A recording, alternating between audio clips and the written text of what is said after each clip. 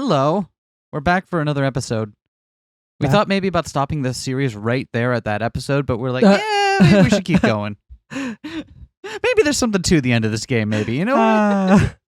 I mean, I don't want to fall victim to the sunk cost fallacy, right? Just because we've gotten through 6.5 chapters doesn't mean we need to finish the whole thing, right? Chapter 7. A sprout of love, a root of love. Well, thank you.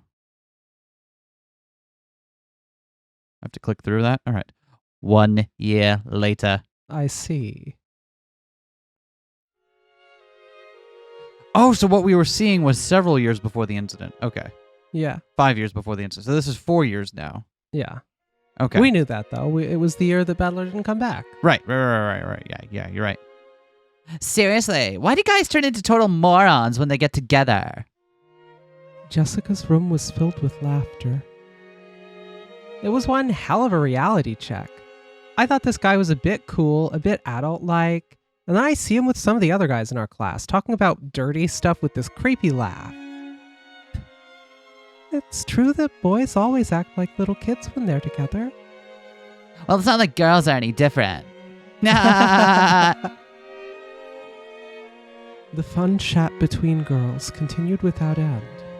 Tonight, Kraus and Natsuhi were out late at a meeting on Nijima. It must be nice to have a boat that can go at your own pace, right? To always have a boatman ready to go no matter what time. I guess they pay him well, right? And it's a They regular must. route, like because he's doing it like on the regular, at least like twice a day to get Jessica to school and stuff. So Most of the time, Natsuhi was watching, so Jessica would always make sure to be curt with the young servants. But when Natsuhi wasn't around, Jessica never did that. She had invited the servants of similar age to her room, and they were chatting away noisily. At that age, everyone wants to know about love. Thanks to the rigid and constricting way Jessica had been brought up, she enjoyed talking about it all the more. But you're pretty incredible, milady. And you're that age. Aren't there any boys you're interested in?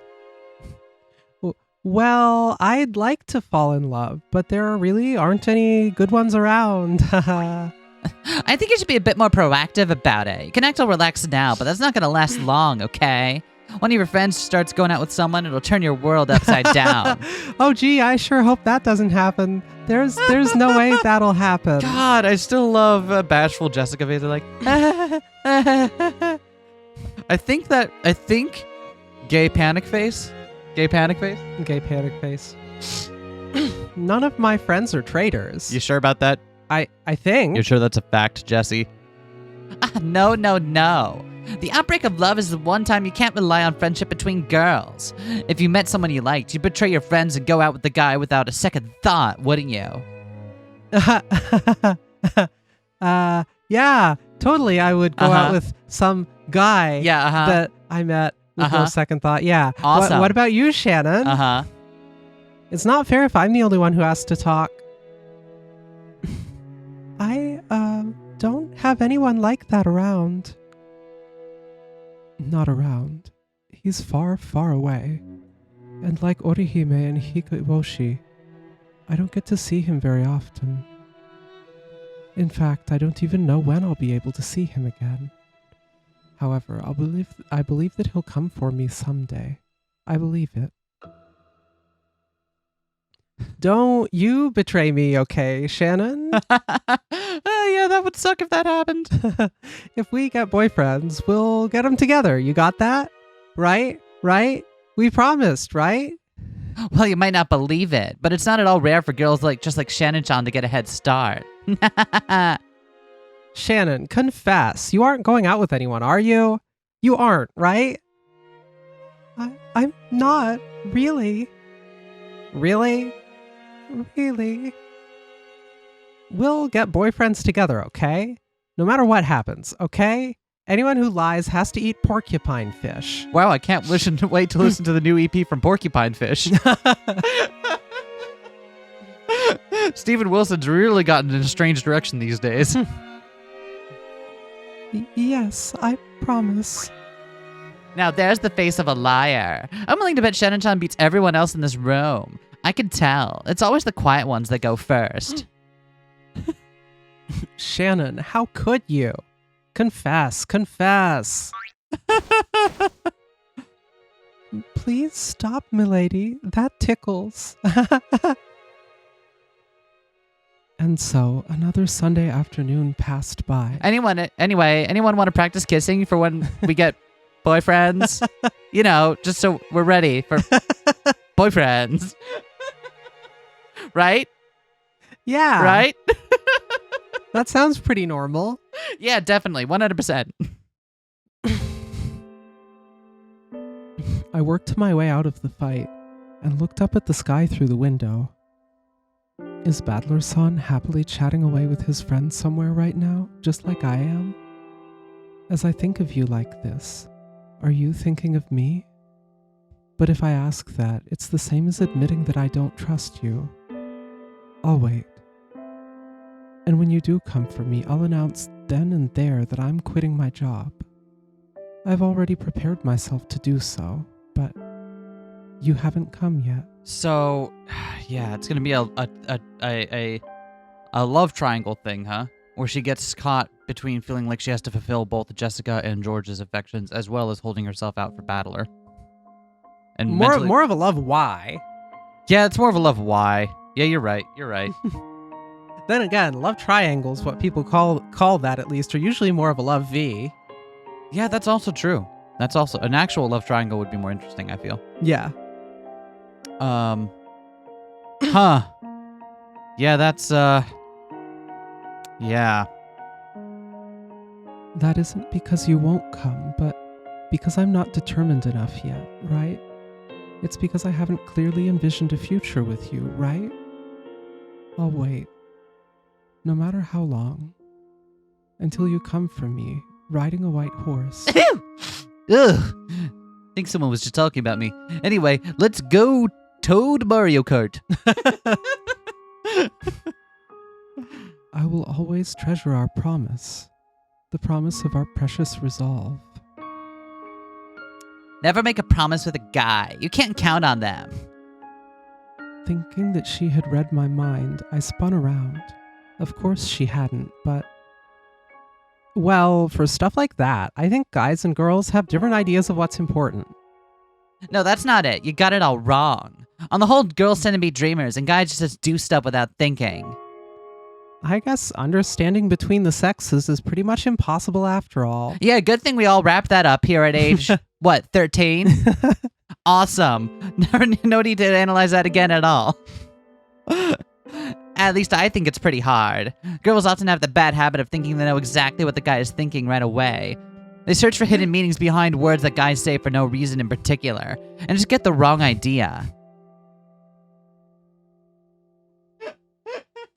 Is this Shannon talking? No, this is Jessica here. I was going to say, because it pans back to the window that Shannon's looking at, and I'm like, if this is Shannon talking, this has got to be a new record for least amount of self-awareness any human being could have. Wow, who could that sign be for?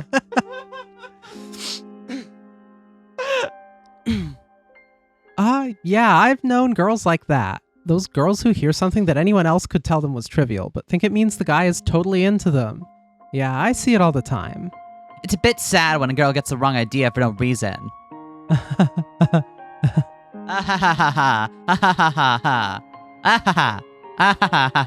The pair of them laughed together. When a girl gets the wrong idea, could that be me? No, that can't be. After all, Battler-san clearly made a promise. He said he'd come for me, riding a white horse. I mustn't doubt. I'm sure this conversation I'm hearing is just another one of God's trials. So I won't listen. I won't care about it. If there's one thing I never want to be, it's one of those poor girls who thinks a guy's heart is linked to hers for no reason. Yeah, could you imagine being one of those suckers? God, that must suck. Those demonic sneers tormented me and tried to lead me astray. I'm sure he'll come to the next family conference. Anyway, miss me with that shit, am I right? But Battler-san didn't appear at the 1982 conference either. Bit by bit, things were changing from the way they'd been at the last family conference he'd come to. Everyone had gotten completely used to Kyrie-sama, Rudolph-sama's new wife. Hello there. I could kill everyone in this room at the drop of a hat. She could kill everyone in the room at the drop of a hat, and she came down off the boat with a familiar stride. Her daughter, Angie-sama, was growing well, and all of the family focused their attention on her. Hello, Angie. Would you please say something for the camera?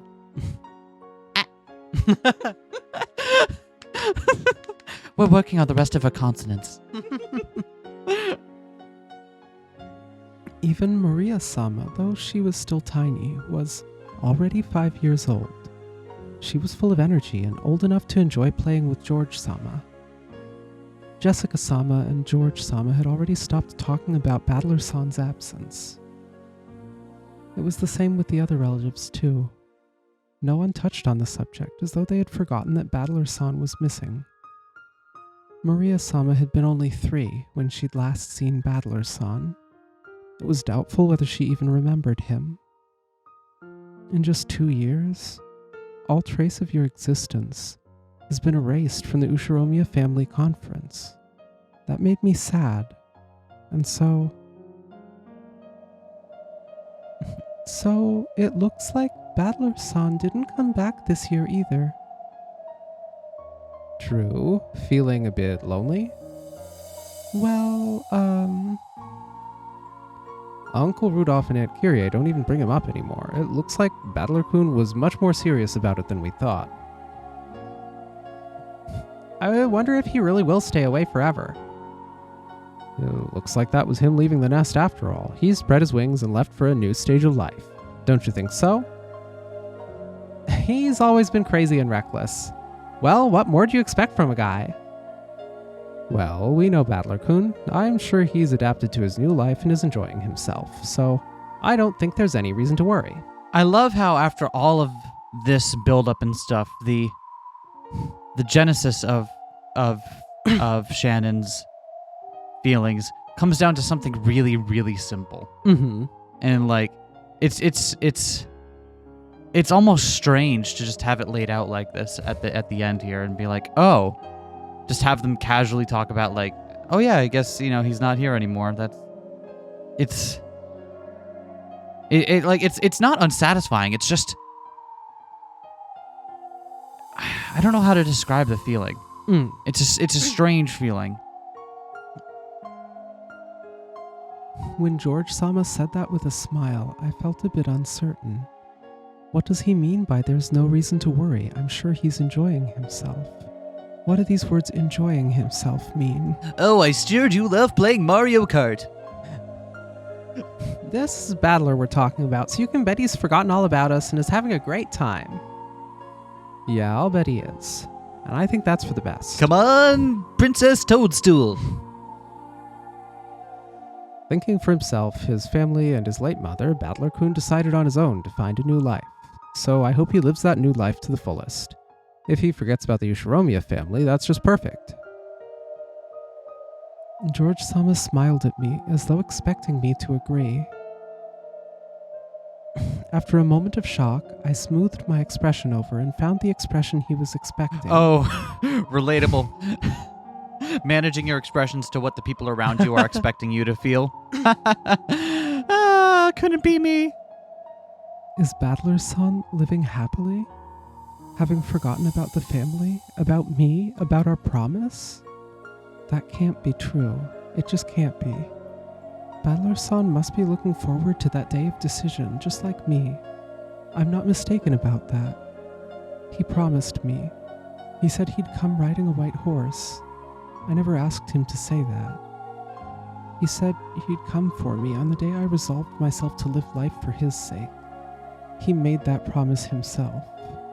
Sure hope anyone isn't ruminating over things I said 2 years ago right about now. For 2 years. Ruminating too much on things, I've believed that. I've done all I could to make it through God's trials and the whisperings of demons that tried to throw me from my path. And yet, the things both George-sama and Jessica-sama are saying, are so cruel. Battler-san has forgotten about us and has started a new life? Why are they telling such lies?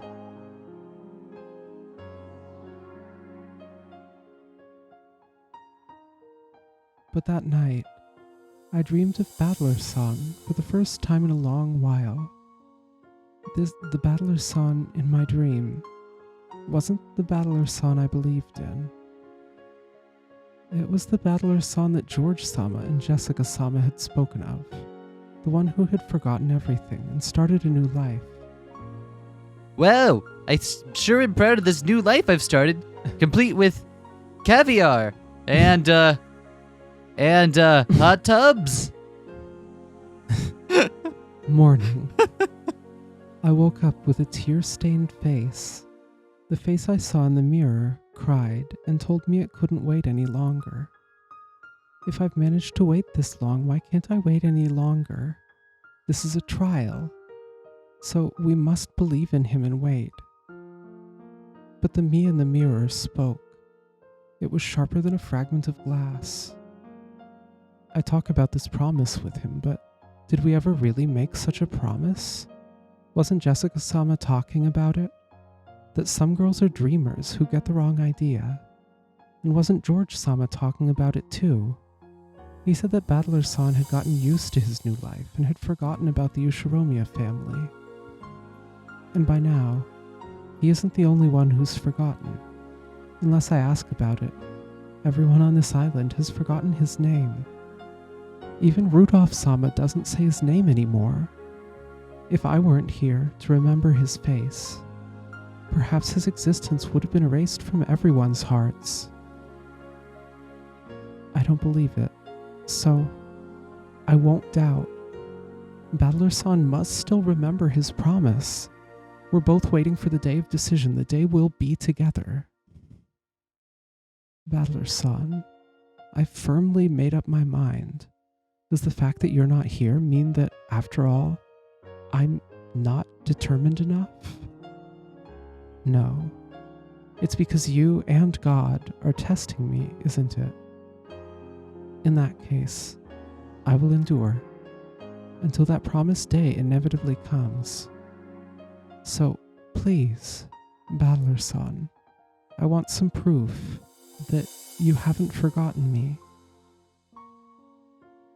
It was the crack that ran across my ceramic-like heart. I had to acknowledge it now.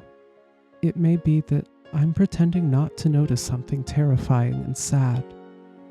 Battler-san makes me yearn for him. That laugh. That fucking laugh.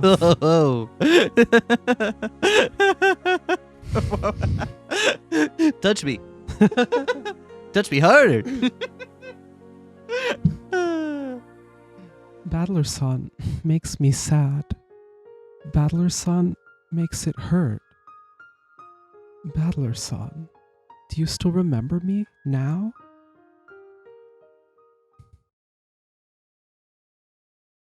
One year later.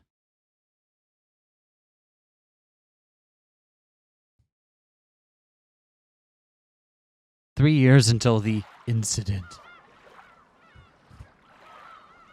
And then came the third family conference since Battler-san left. If the number of beds was going to increase, we would have been told about that when setting up. The fact that nothing has changed in particular means that he probably won't be there this year either.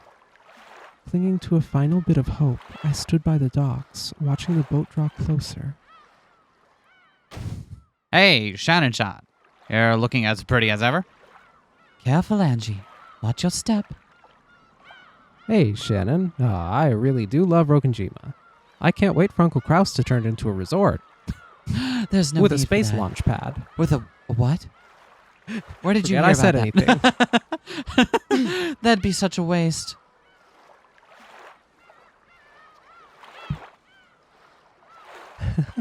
You've got a point there. How have you been, Shannon-chan? I think you've gotten a bit taller since last time. Thank you very much. And the weather's good again this year. It's so great having every single member of the family together all nice and cheerful. You had to say it that way, Hideyoshi. Please allow me to guide you to the mansion. So, after all, Battler-san has been so thoroughly forgotten that he might not have existed in the first place. I'm sure the sadness will show on my face.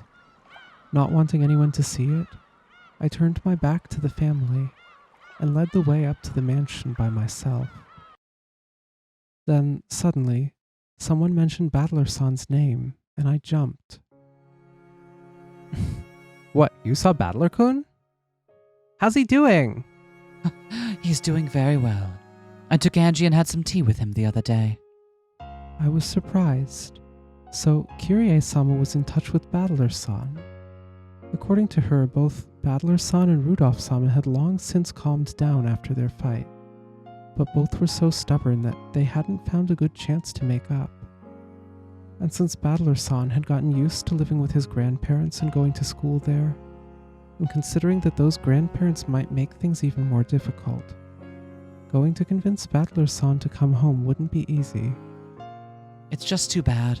I think Asumu-san's parents were even more angry than Battler-kun was. This isn't just an issue between Battler-kun and Rudolph-san anymore. Then will Battler be coming back sometime soon? He will make up with Rudolph-san, but looks like he doesn't intend to return to the Ushiromiya family. Such a shame, though I do understand how he feels. It was a bit of a relief to hear that some of the bad feeling had died down in these 3 years. If we take Asuma-sama's parents into account, it's no surprise that things hadn't gone as well as they could. But if Battler-san doesn't hate Rudolph-sama anymore, then someday, surely he'll come back. He'll have grown so much. My resolve will not waver anymore. For some nights these past 3 years, I felt sad and resentful, but now, it feels as though those 3 years were something I needed. After all, the seeds of love, the faint feelings I once had for you, have budded powerfully, waiting for the day that we'll be reunited. Oh, I can't wait to continue doing things that are unrelated to what is happening here. This is how honest my feelings for you are now. I love you. I want to see you again as soon as I can. Until that time, I'll keep that bud of love warm and growing for you. I won't doubt the coming of that day anymore. Just as I think of you under the same sky, I believe that you are thinking of me. I'm sure this news about him is a sign that God is cheering me on. So I ask God one more time inside my heart. Since my feelings for Battler-san have not wavered for a day these past 3 years, let me know that he feels the same way. Ew! Excuse me. I know that asking for that is a sin. However, now that we've reached a 3-year turning point, I want some gift from God, any gift, to show that I have not waited in vain. That is what I prayed. Oh, that's right. It's been so long since Battler-kun last saw you all, right? Thought you might be feeling lonely, so I told him to write you some letters. Here they are. Huh? Damn it. No. Shit. Did God really hear my prayers? I felt as though my heart was going to leap out of my chest. A letter from Battler? Awesome! What'd he write? Did he say anything about how he's been doing lately? I can't wait to read it. Kyrie-sama pulled a brown envelope. Oh, I am so sorry. I took over immediately. Kyrie-sama pulled a brown envelope out of her bag and handed it to George-sama. Just one? When George-sama opened it, several folded letters came out. Looks like this one's addressed to me. They all have different names on them. Here, this one's yours, Jessica-chan. Thanks! And this one's for Maria-chan. Can she read yet? I'll read it to her later. Thank you. There's even one for Angie-chan. Now, of course, she can't read. I'll give it to her when she does learn. He says he's doing great and having a blast. Good for him. Lamau. Lol. Oh, Wow. Wow, Battler. Wow. Are you... Is that all of them? Yep, looks like that's all of them. Thanks a lot. Oh no! Oh no! Oh no! Oh no! Oh, no. Why would you? George Sama handed me the empty envelope. Apparently, he thanked me because he thought I was offering to throw it away for him. And clearly, there was nothing inside it. There was no letter for me.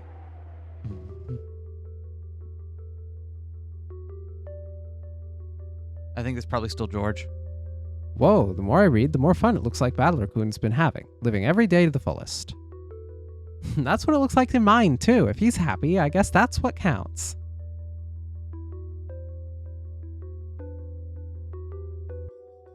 Oh. That's so mean of Battler-kun. It sounds like he forgot about us until you told him to write those letters, Kyrie-san. Well, you know what he's like. Sounds like he was living life to the fullest. I hear he's popular with the ladies at school, too. Wow, that's incredible. There should be plenty of girls who like those hilarious, melodramatic lines of his. Makes sense to me. I wonder if he really does plan not to return to the Ushiromiya family. It looks like it. In mine, he says he doesn't think he'll return to Rokkenjima again.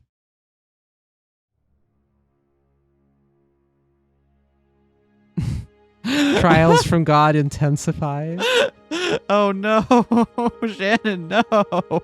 Dear Lord, I know that you only give me your toughest battles because I'm your strongest warrior. That said, I could use some backup with DPS. And maybe a dedicated healer. I knew that all of these letters were trials from God. The fact that there was no letter for me, and the fact that he was enjoying life and had forgotten about Rokkenjima, were just more trials. God is, testing me. The fact that there was no letter for me alone is proof of that. You alone? That's what I want to think, but now it's just too much.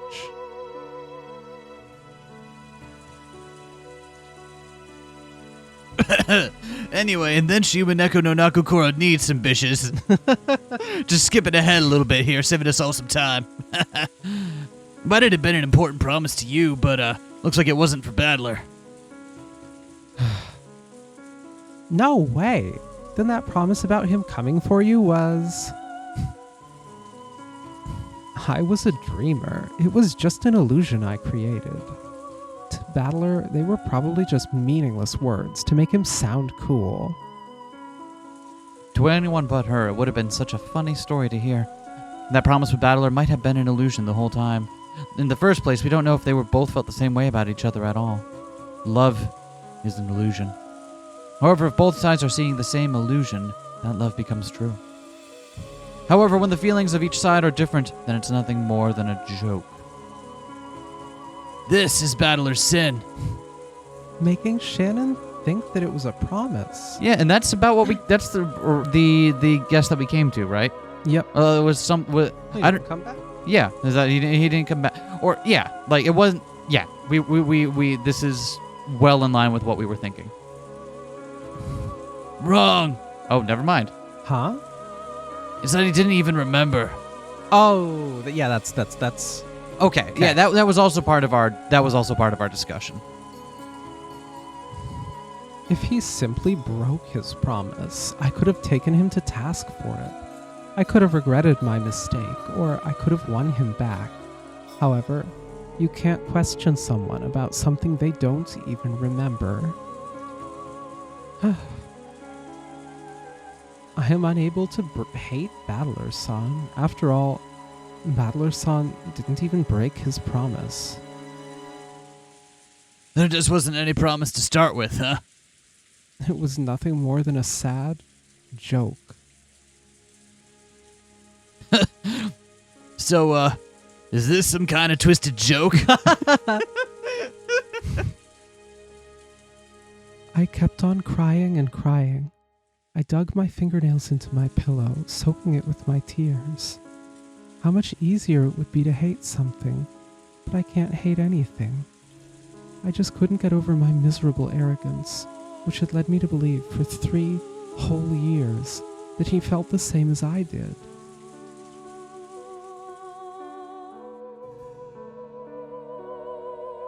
I am to blame for this. My irresponsible words led you to believe that Battler made... I'm doing the wrong voice. I can't keep track all of Yasu's different voices. I know, there's a lot of them, aren't there? I'm also glad that we somehow managed to get you with all of Yasu's personas except for one. Except for Canon. Yep. Almost accidentally gave me all of Yasu's voices, which would have been really funny when we finally got there. Right. You can take Canon if you want. Can you do a vaguely British accent? I don't know. And can you make the same joke about Detroit every time it has become human?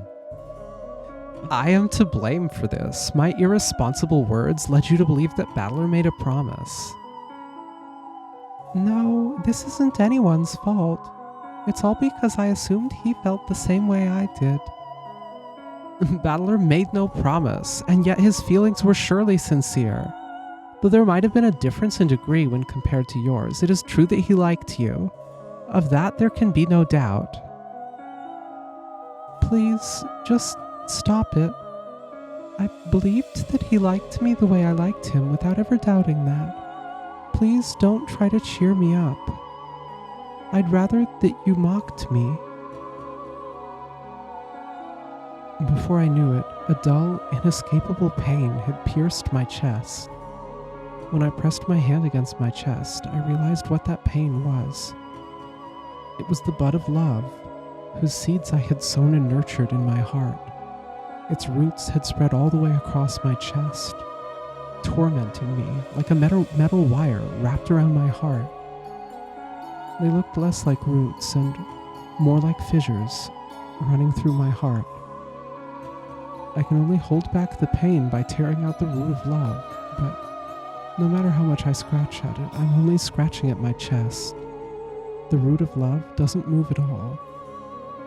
If I started hating Battler-san without any lingering interest or regrets, I'd be able to pull this root out easily. Once I did, it would probably leave a hole behind, but at least it wouldn't hurt me anymore. But I can't pull it out. Even though it hurts so much, those roots of love are still stuck in my heart. Shannon. Even now, I love Battler-san. I want to see him. I want him to come back. I believe he will come back someday, and I want to wait for him, but right now it's just too much. As I sobbed, the tightness in my chest grew even stronger. As long as I like Battler-san, that pain will always continue. Because I like him, I want to hold on to that pain forever. But it was written right there in the letters for George-sama and the others. Battler doesn't plan on returning to the Ushiromiya family. He's forgotten about me and Rokkenjima, and has started a new life with a different name. I must wait for him for all eternity, despite how painful, aching, excruciating this is. Is this another trial? Is God telling me to wait for him forever? I feel like maybe I should step in here at some point. Like, Beato, babe, maybe you let me take this one over for a moment. No? All right. I can't do that. I want to be with Battler-san, but if this is the trial that I must go through for that, then it's just too painful.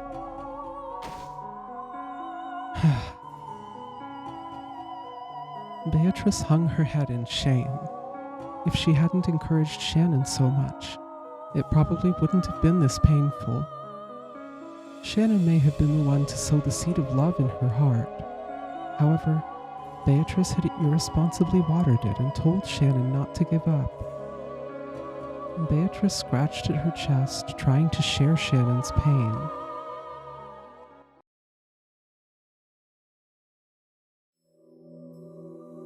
This is my fault. Oh, this is my fault. Beatrice mumbled to herself. What's your fault? For 3 years, I tortured you with the illusion of a promise that never happened. If I had not nourished the bud of love within you, you would not have suffered so. Shannon, this may sound harsh, but listen. What is it? Forget Battler. There was no bud of love in the first place. No, I'm the one who nourished it. No matter how painful it is, I can't forget it. But you cannot bear that pain any longer, can you? Wordlessly, Shannon held her chest and hung her head. I love Battler. That feeling burns inside me, so that I still cannot let it go, no matter how much it hurts. And I've spent 3 years pretending that I didn't feel that pain. Now I know that I feel it, and since I know, I can't bear it. So, you cannot throw away your bud of love for Battler? Yes. However, at this rate, the bud, the root, will kill you. People need a universe to survive, and one person cannot create that universe alone. 2 are needed. A universe. Together with Battler, you created the universe of that bud of love. Now that one half of that pair is gone, your universe has crumbled. People cannot complete a universe on their own.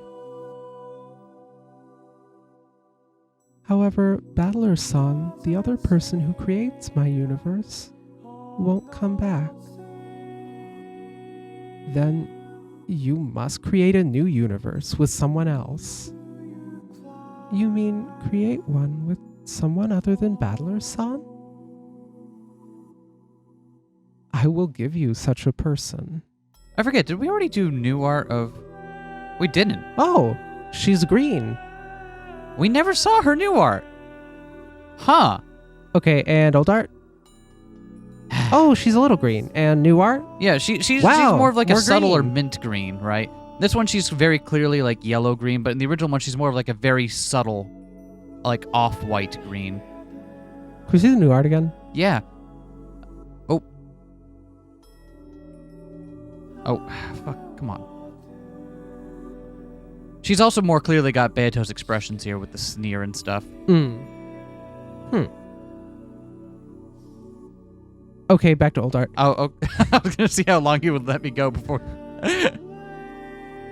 Which person? A creature to bury the pain in your heart and heal you.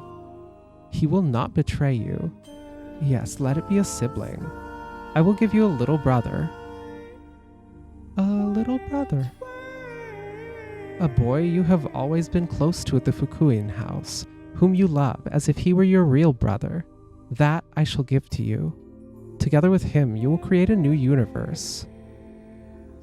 Will that little brother make me forget about the pain of my love for Battler-san? Correct. You need a universe. Then what will happen to the bud of love in my heart? My feelings for Battler-san won't change. I can't make them wither. I shall accept that bud and those roots in your place. You will? You can forget the pain of love and create a new universe. I will accept the bud of love in your place. It means that I will accept the pain as well, but I will learn of the single element I do not possess, love. Beatrice wanted to know love. She wanted to feel what Shannon had felt in the world of humans. And if Battler ever does return, if the bud still has not withered and you still desire it, I shall return it to you. What do you think of that? Still hanging her head, Shannon gave a small nod but said nothing. It would mean release from this unbearable pain. And it would mean giving the bud of love to the witch to hold in her place. Shannon spread the hands that she had held to her chest. As she did, a faint light popped out of her chest and floated in the air, gradually swallowing everything with its brightness. As the brilliant light began to fade away, Shannon and Beatrice, still facing each other, were now inside a vast, starry sphere like a planetarium. They were the only ones in this pitch-black, starry sea. Shannon felt as though she'd seen this place once before, but she couldn't remember. Then I made another announcement. Modify this world. Let the bud of love travel from Shannon to Beatrice. This way, Shannon won't be tormented by that bud of love anymore. And furthermore, she will be given a little brother, with whom she can create a new universe. The design for the little brother will be a younger boy at the Fukuin house, with whom Shannon was close. For a name, let there be the Own character as the Fukuin house rules state. Yeah, I've decided that's a perfect name to go with Shannon's. He'll be a quiet, reticent boy. So are they saying they're modeling it off of someone, or that's what their design is? It's deliberately unclear, but I think it's pretty clear that we are just about to dissociate a new little brother into existence. Oh yeah, that much is clear, but I'm wondering like if we're basing it off of someone that Shannon had actually known. The wording is unclear on that point. Yeah, I think and the reason that's important is for red text reasons. Mm-hmm. I think it's deliberately unclear, but okay. I think there wasn't. That's just me, though. Okay. He'll be a quiet, reticent boy. He'll come to Rokkenjima as a new servant. There, he'll open his heart to Shannon. As a duty-minded boy who loves Shannon like a big sister, he'll always be there for her. Let's have him be a special servant like Genji, who is permitted to serve Kinzo directly. Yeah, that sounds kinda cool. Then Beatrice, from now on you will carry the bud of love. In other words, the role of being infatuated with Battler and waiting for his return will go to you. Surely no bad consequences will come of this decision. While you are still the witch who reigns over Rokkenjima's night, you have also been waiting for Ushiromiya Battler ever since that day 3 years ago. Along with this change in setting, I'll give you a new form as well. He did tell us what his ideal woman would look like once, remember?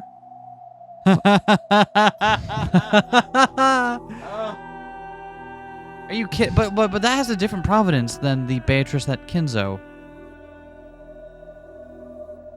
But it's still the same figure in the end? How do you mean? Oh. This. Not like because the Beato that Kinzo, the Beato Italian Beatrice, and the Beatrice of the portrait look basically the same. Do they? You're right. We don't know, do we? We portrait's been very clear about not being clear about what's in it exactly. Yep, and we know for a fact that the sprites lie to us about how characters look. And we don't even know if the portrait was put up during Kinzo's lifetime. Yeah, you're right. Okay, I withdrawn. But also this particular one, golden hair, long hair, a good figure. Yeah, something like that. That's what the new Beatrice will look like. However, it could be like pure coincidence that it looks exactly like original Beatrice also. I think it's more that it's artistic license to make them because they're all part of the mythos of the character that is Beatrice. Right. Come now, hold that bud of love in your heart as you wait for Battler. This way you will learn of love in exchange for earning pain. Yes, this will be the setting for my new world. For Shannon, a new servant like a little brother will come. He will be a silent, reticent boy, a duty-minded kid who loves Shannon as a sister. Umineko no Naku Koroni. Umineko no Naku Koroni if Yasu had a D&D group. She'd make such a good DM. Oh my god. You're right, though. You're right. And the bud of love that has tortured Shannon will go to the witch, Beatrice. She will just be holding on to the bud of love for the time being. However, while she holds on to it, she will be a maiden in love with Battler. For that time, you will be able to learn what love is.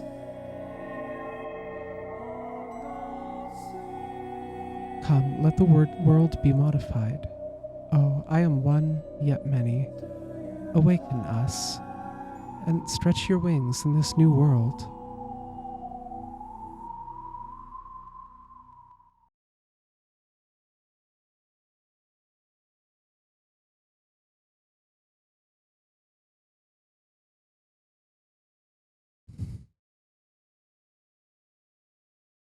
Wow, I had such a great night of sleep where nothing weird and horrible happened that'll have big consequences 3 years from now. Shannon, are you... Oh. Okay, I'm just going to pretend I heard none of that, actually. Yeah, that's for the best. Slowly, I opened my eyes to the gentle rays of the morning sun. How long has it been since I last saw such a pleasant morning? The face in my mirror is tear-stained and pathetic. However, my heart is as clear as the morning sun. I could still clearly remember that strange dream. However, I can feel myself forgetting it rapidly. The place I was in my dreams had been such a strange place. A peaceful, calm place. There, I had left behind the pain I had carried in my chest until yesterday. So this morning, my heart was at peace. Good morning, me. My tear-stained face really is pathetic. However, my expression is bright and cheery. Even now, I like Battler's son, but for some reason, I've calmed down. It feels like I've put something precious safely away in the place it belongs. Battler's son, when will you come back, I wonder? When you do, I'd like to talk about mystery novels again. Oh, I almost forgot. A new boy servant will be coming today, right? One of the rare servants who will serve the master directly. What kind of kid will he be? I hope we get along well. What was his name again? Enter a name prompt and comes up. I'm pretty sure it was,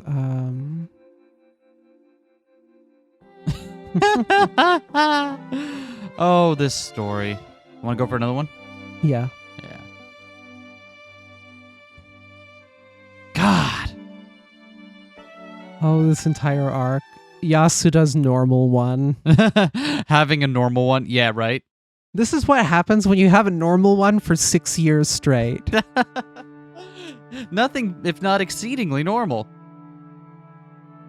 Men in work clothes were spreading a tarp over a section of the hall. From the way they measured the wall and set out tools, it could be seen that they were planning some sort of construction project. This is of the utmost importance to the master. Be sure that you do not damage it. Oh, is the portrait about to get put up? Yeah. Or the epitaph or something? So what do we know? We know Kinzo died before, in between the second, so going back in time from the game board, right? 1 year ago, Kinzo was dead. The year before that, he was still alive. He died in that interim. In that first year he was gone, they struggled to keep his presence. Yeah. There. So this is 2 years before. How? So this Which is 2 years? This is 2 years before, 1984. Mm-hmm. So this means This year, he is still alive. Okay. If on the back end of his life. Okay. Yeah. Because the 2 years seemed ambiguous enough where it's like, well, 1 year ago, the family conference, he was already dead. So you could say 2 years ago and have it mean in that second year and have it be a time when he was already dead. I don't think that's what they're doing here. Yeah, I don't. But it's like... I think this is just part of his mania. Towards the end of his life here. This is of the utmost importance to the master. Be sure that you do not damage it. The president of the construction company nodded his head several times to show that he understood. Then 6 young workers carried in a large rectangular object wrapped in a white sheet. Okay, careful there. Set it down gently. I said gently. Great, let's get started. Apparently, they were putting something large onto the wall of the hall. The wahal, if you will. That could use some work. He plans to hang that thing there. That's what he wants. After all, this mansion is a little more than one of Father's toys. Natsuhi took a deep breath. Though this was a whim of Kinzo's, a man she greatly respected, she seemed to resist the idea of hanging it right here in the entrance hall, the face of the mansion.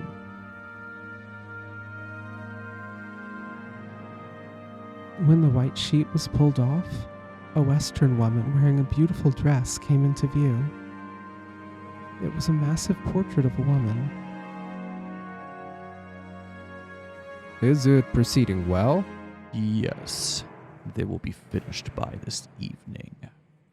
I would like to see it hanging there for all to see as soon as possible. I want you overseeing this, my friend. Leave it to me. Father, it seems a splendid portrait. Indeed, quite exceptional quality. I am satisfied. This is your benefactor, the woman who gave you the gold, right? Indeed. If I had not met Beatrice, I would not be here.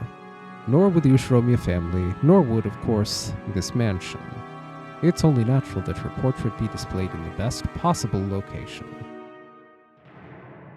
Now that he had said it this bluntly, there would be no contradicting him. Kraus and Natsuhi could only shrug. Okay, so this part, the portrait is indeed Kinzo's, but the epitaph, which went up later, probably wasn't. And again, I mentioned this theory last time, right, about what the epitaph might have been. I don't remember what you mean. I think I mentioned last time my idea for it was maybe that it's like a puzzle specifically for, the mystery-loving Yasu to solve. That when upon the solution being like, hey, you're Kinzo's grandchild. I see. But you did mention that. Okay. Master. The epitaph plate is here. Oh, nope, there it is. Never mind. Would you please check to see that it is all in order? Indeed, each and every word must be correct. Never mind, then. Wow, so we were wrong about or at least I was quite wrong about the portrait and epitaph. Hold on. Kinzo hasn't interacted with anyone who's not part of the who's not in the circle yet, the KDA. That's true. I would find it weird to frame it that way, but okay, let's see what his epitaph is. Epitaph. Kraus and Natsuhi crooked their heads and followed Kinzo. The leader of the workers set down a plate wrapped in a sheet. The others thought that the picture's name and description might be on it, but it seemed to have quite a lot of words for that. Father, what is this? Behold, the Sweetfish River running through my hometown.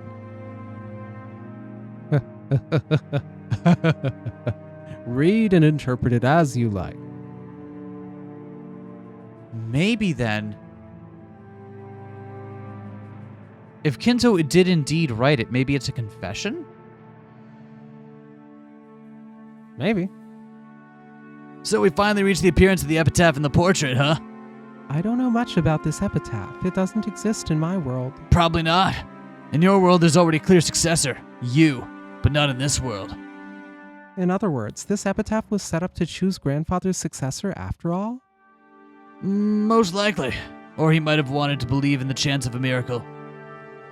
A difficult riddle made so that no one would be able to solve it. If someone could actually solve it, they themselves would be a miracle. Perhaps that miracle would guide the person Kinzo most wanted to solve it. In short, this epitaph really does depict a ceremony to revive the witch Beatrice, just as everyone thought? That does seem to be the obvious interpretation. A mysterious ceremony sacrificing 13 people to revive the witch. However, the true ceremony wasn't that. It lies in wait for someone to miraculously solve it. That is the true ceremony. However, fate does have its irony. Genji already knew. Maybe Kinzo set this up in the first place because he guessed that Genji knew everything. Was that fate a coincidence or something planned? I do not know. However, with this epitaph, the witch Beatrice will revive in the truest sense.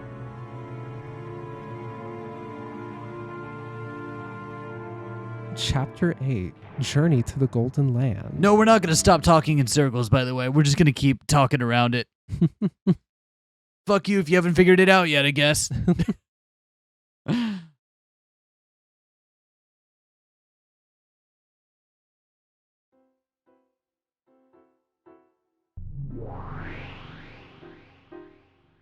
This is Beatrice. My soul was captured by the woman shown in that massive portrait. That might have been literally true. Or rather than captured, perhaps it would be better to say that my soul had returned to a more fitting place, the place it belonged. The beautiful blonde hair was the same as mine, but tied up. The dress she wore was a deep black, making that golden hair stand out all the more. This is the witch, Beatrice, my true form. What is this? There was a plate with too many words for it to be the title of the picture. Behold the Sweetfish River running through my beloved hometown. You who seek the Golden Land, follow its path downstream in search of the key. The Golden Land, I see. So my world is the Golden Land. Huh. So the idea of the Golden Land came out Came of the from the fucking epitaph. Wow. Yeah, so it's more like, oh, we took this thing, and then like, oh, that's the Golden Land. Okay, so we're calling this the Golden Land now. Okay, so that order of, all right. I have always called my own personal world a paradise. But tonight I shall change that. From now on, my world shall be the Golden Land. I am the master of the Golden Land, Beatrice. And then there's the brutal ceremony of sacrifices, starting on the first twilight. So new lore drop, have to make sure we update all the characters. What? New lore just dropped, yeah. have to make sure we update all the characters, huh? 1 second, I have to update all my OCs. On the 9th twilight, the witch shall revive, and none shall be left alive. I also, the more I think about it, the more I find it very likely that Kinzo, like, if that's the way it's portrayed here, where none of them are in on it, I find it very likely that Kinzo did indeed put this up. Because it's such a strange and, like, off-putting thing to read in front of a portrait of someone that's not a family member. Yeah. Like, the only way they would have allowed it is if it was something that the master of the house insisted on. You know what I mean? Since there's no greater conspiracy around specifically that, I think it's very likely that this is indeed something Kinzo put down. Makes sense. If I carry out this ceremony, will I revive in the truest sense? Then, on the 10th twilight, at journey's end, you shall attain to the power of the Golden Land's treasures, once and for the last time. The witch shall praise the wise and bestow 4 treasures. One shall be all the gold from the Golden Land. Kinzo received a massive amount of gold from Beatrice, and rumor has it that it still lies hidden somewhere. Is this, as the family members and servants are all whispering, a code showing the location of Kinzo's hidden gold?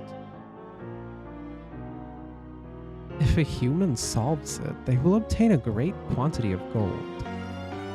However, if I do, it will mean my own resurrection. Resurrection of Beatrice. Yeah. Yeah. It in that case, it's a. The puzzle then is a message from Kinzo saying like, "Hey, you're my great kid. You're the daughter of Beatrice." It's like, how else would you square that with resurrecting Beato in the truest sense? I don't know. Kinzo, you aging magician. Just when I was mocking the shortness of the time left to you, you start a game like this. How interesting. I'll definitely solve it. Then I will revive as the real Beatrice. When that happens, I will use my great magical power to rule over object and man, day and night, and all of Rokkenjima.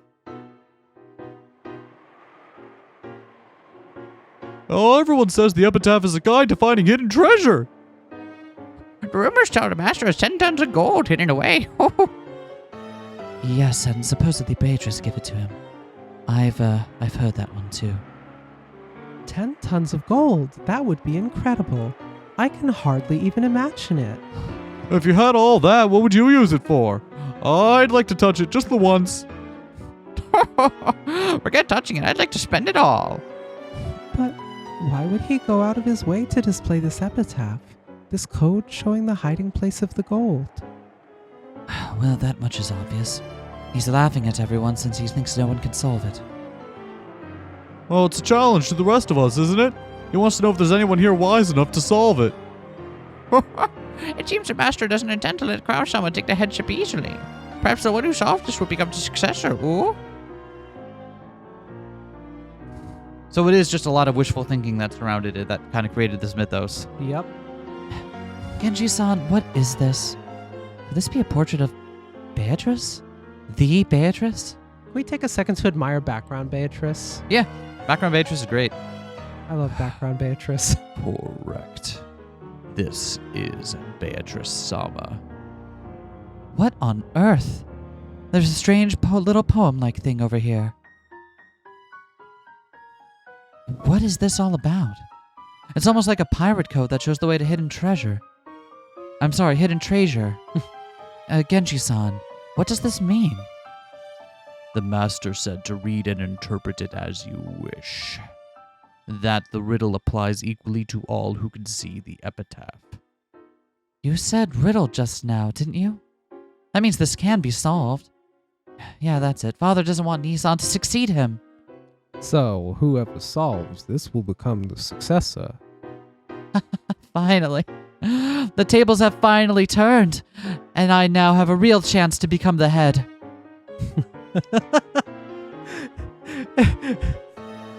Oh no, Ava. Oh no. Oh no, everybody. Nah, I felt a disturbance in the force. What do you think, Kyrie? I think it's extremely likely that this epitaph points to the location of the hidden gold.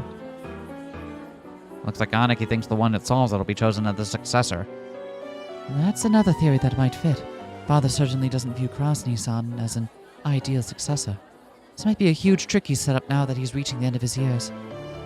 So if you really solve this riddle, you'll stand to gain 10 tons of gold in the position of successor, huh? On the surface, perhaps. However, I'm sensing some malice, as though he doesn't think anyone capable of solving it. I doubt he made it to be solved easily. True. Guess we won't have trouble looking for something to do over a drink for a while now.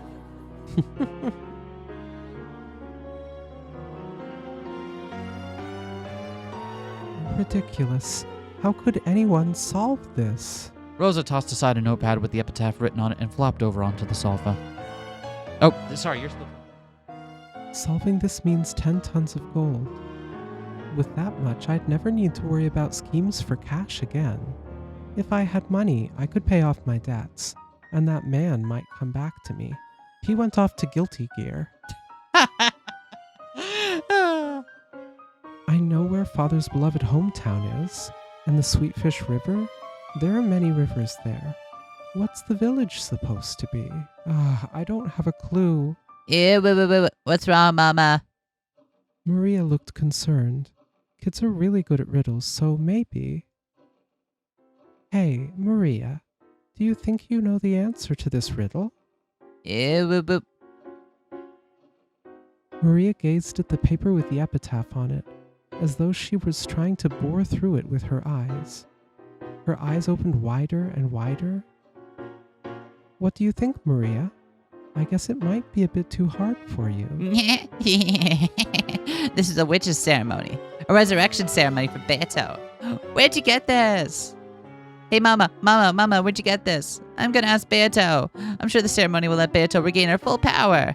She'll be able to appear in front of everyone and do miracles of magic without having to worry about the anti-magic toxin anymore. Oh, And no. that was a bad decision. Oh no, everybody. Oh no, everybody. Ugh. And the epitaph. It seems the family members are all competing to solve the riddle. Good. Let everyone try, and none will solve it, except for the one blessed by a miracle. If I let my guard down, even I might forget the process. That is how difficult it is. Because it is difficult, solving it will bring about a miracle. Precisely. This miracle shall be the last one I desire in my life, my final bit of magic. When a miracle comes and allows one to solve that complicated epitaph, it will surely mean Beatrice's resurrection. Oh, Beatrice. I just want to see her face one more time. I don't need wealth or honor anymore. If only I could meet you one more time. So if he's intending it as a resurrection for Beatrice, does that mean that the person who sells it has to have some specific information a priori?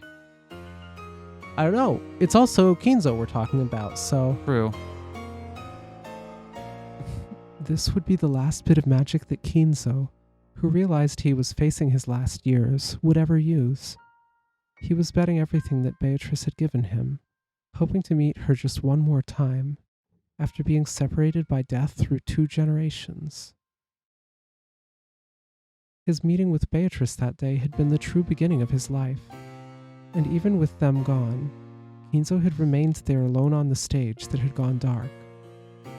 The aged monarch had obtained everything, accomplished everything, but this was the one element that had always slipped through his fingers, no matter how much he struggled. If he could just have that element, he would need nothing else in life. In the end, perhaps his whole life was just a journey to learn that one single element makes up all that it means to be human. My friend, will my life's final bit of magic show me a miracle?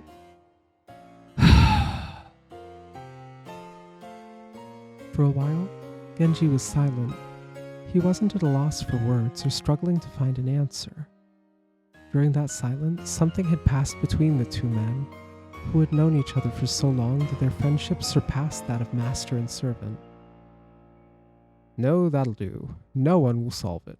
That's why a miracle will occur. Master, please just tell me one more thing. What is it? If I ask you, if a miracle does occur, It may have been different during his youth, but in his old age, Genji rarely spoke of dreams and what-ifs. When Genji said if, Kinzo quietly waited for the words of the man he called a friend. if a miracle does occur, if your magic comes true, and Beatrice-sama does revive, what will you do? As the one closest to Kinzo, Genji obviously knew of the crazed feelings with which Kinzo had searched for Beatrice in the past. And yet Genji was asking what Kinzo would do if Beatrice did revive. Master, at one time in the past, you experienced the miracle of Beatrice-sama being reborn. If that miracle happened again, what would you do? My friend. So, after all, you do blame me. I have no way of knowing everything in your heart and Beatrice-sama's. However, I believe I do understand at least part of the way in which Beatrice-sama adored you. I lament the fact. You may not believe it, but as I have aged, I have come to regret all of it. If a miracle does occur, and Beatrice revives, then, of course, I do not care if she knows nothing of the time she spent with me in the past. No, as long as she is Beatrice, I don't care who it is. I just want to apologize. He just wants to apologize. Sorry, like, that's the first time we've heard that from Kinzo, and yet it makes so much sense. Is that truly how you feel? Yes, my friend, I regret it. How deeply I regret those mistakes made in youth. You have aged as well, so you must know. One cannot feel guilt for the sins of their youth when one is still young. Youth?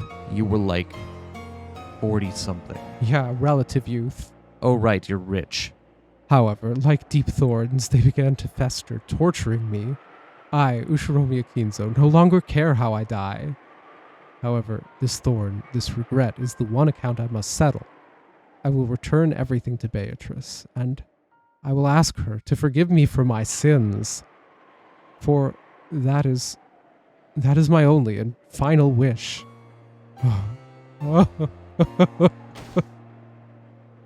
Kinzo covered his eyes and sobbed. The aged monarch who had built up a great wealth in a single generation. Oh, shit, I'm sorry. The aged monarch who had built up great wealth in a single generation was reaching the end of his life, and he could do nothing but sob because he wanted someone to apologize to.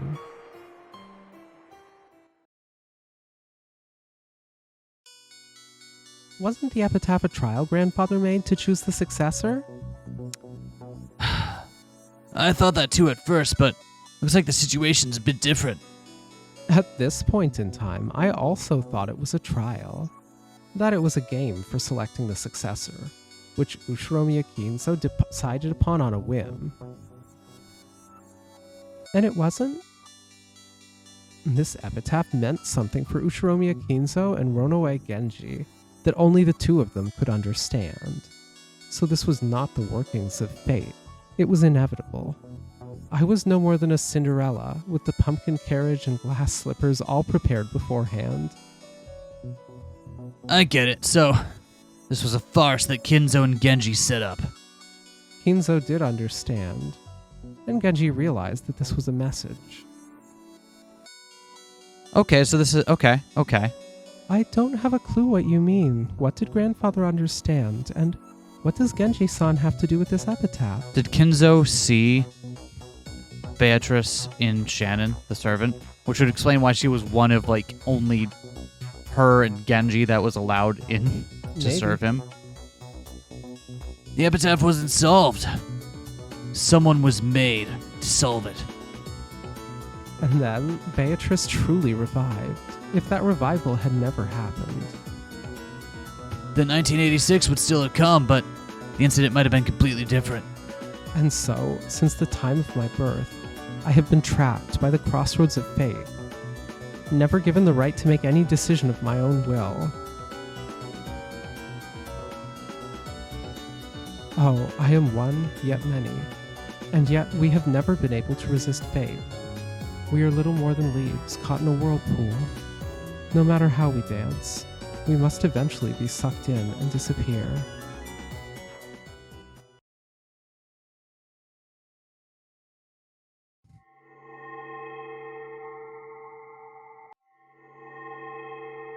Well, I mean... The Gap is the one that specializes in instant movement. She's the 33rd in rank of the Great Demons. You must really be incredible to have a friend like that, Beato. I see. The Great Demon Gap. Who?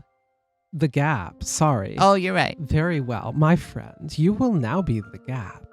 You may call yourself by that name. Whoop! Portal. Oh, wonderful. You've finally given me a name. Took you long enough to relieve after being nameless for so long. How was I supposed to address my letters, huh? This is also really funny because it's exactly the opposite of the way I thought it was.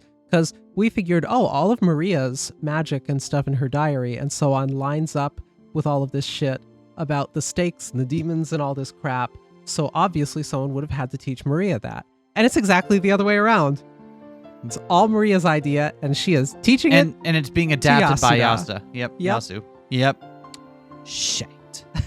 Wow. It's amazing how many of the connections we made, but we had like the front and back incorrect. Yep. Cause and effect. There we go. In that case, I would be honored to receive a name as well. Being nothing more than the head furniture lacks flavor, does it not? Maria.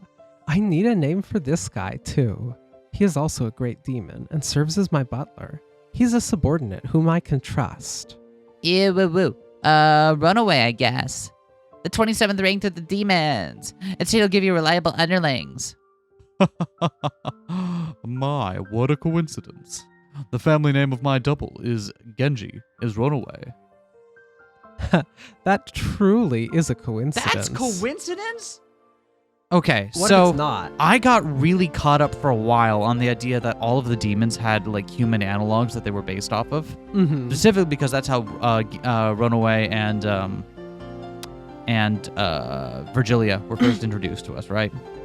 And then all the stakes wound up having them, but Gap didn't. And it's because they're just that part is just it's not coincidence, but it's not causal, Mm-hmm. I guess. I see. It seems this is the best possible name for you. Very well. You shall now be known as Ronave. How pleasant it is to be called by one's name. I thank you for this wonderful name, Lady Maria. Sorry, Lady Maria! Ew, woo, woo. Just as a form can be a vessel, a name can be a powerful vessel too. For unknown creatures of the other world, simply gaining a name can greatly increase their magical power. Ew, woo, woo, woo. That's why names are important. Ew, woo. True, names are important and wonderful. Right, Leah? You can call me the Gap now, okay? I'm here now. The Gap, a splendid name. I will remember it. And I'll ask you to stop shortening my precious name. We'll agree to disagree on that one. So, you're Virgilia, the one who guides travelers to Beatrice? That is also a splendid name. We're really leaning heavily on the divine comedy illusion here, aren't we? Perfect for Milady's teacher. Yes, I do like it a lot. A name is a life. Maria, thanks to you, my friends have found names. I am deeply grateful. Ew, woo, woo, woo, woo, woo. Now it's your turn, Beto. Draw pictures of my bunny friends, like you did for Sakutaro. So that's where they came from. Very I wonder well. how they got associated with weaponry. And And also, she's literally drawing pictures. yeah, She's literally making pictures of the... Oh. we did hear that was what was in Maria's grimoire. Yep, we did. Very well. Lend me that grimoire. Oh, Beto's drawings are really great. I can't wait to see. Oh, I'm so happy to be here. I haven't committed tax fraud yet, so I'm allowed out. I'm surprised I can remember all of their voices just offhand, too. I know, right? They're This is for life. Yeah. The thing is, like, this is different from a lot of other games we played, is we had so much time to develop specific voices and characterizations for everyone. A lot of times when we play a visual novel that takes, 1 or 2 episodes, we don't really have that time. Yep. So this is like, it's really kind of strange feeling. Ew, what'll it be like? What'll it be like? Can't wait to see the buddies. Ew, woo, woo, woo, woo, woo, woo. They were in a forest band, were they not? A band.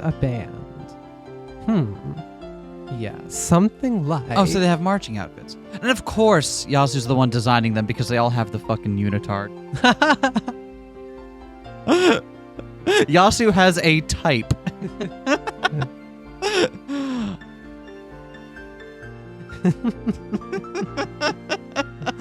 Oh, no. Oh, no. How come Genji didn't get the unitard? Huh? I know, right? Yeah, right? Genji should have had the unitard. All of a sudden, Maria was no longer a little girl who did nothing but follow her mother around, laughing or crying.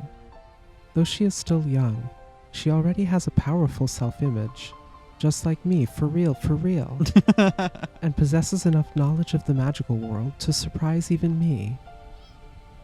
Together, we called ourselves Mariage Sorcière and made each other's magical worlds deeper and richer.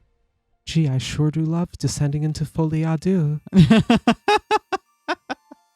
Wow, it really is, huh? So, a name can become a powerful vessel. How profound. It's very important to have a form for a vessel, but a name is just as important. Indeed. Those with names leave a greater impression than those without. It's not just about forms and names. By knowing more and more about them, you can make them exist much more strongly. So I think of lots and lots of stuff for you, okay?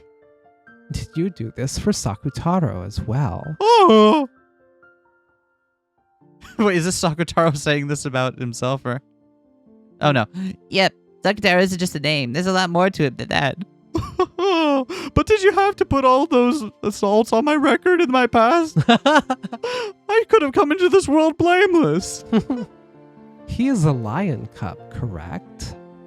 Oh.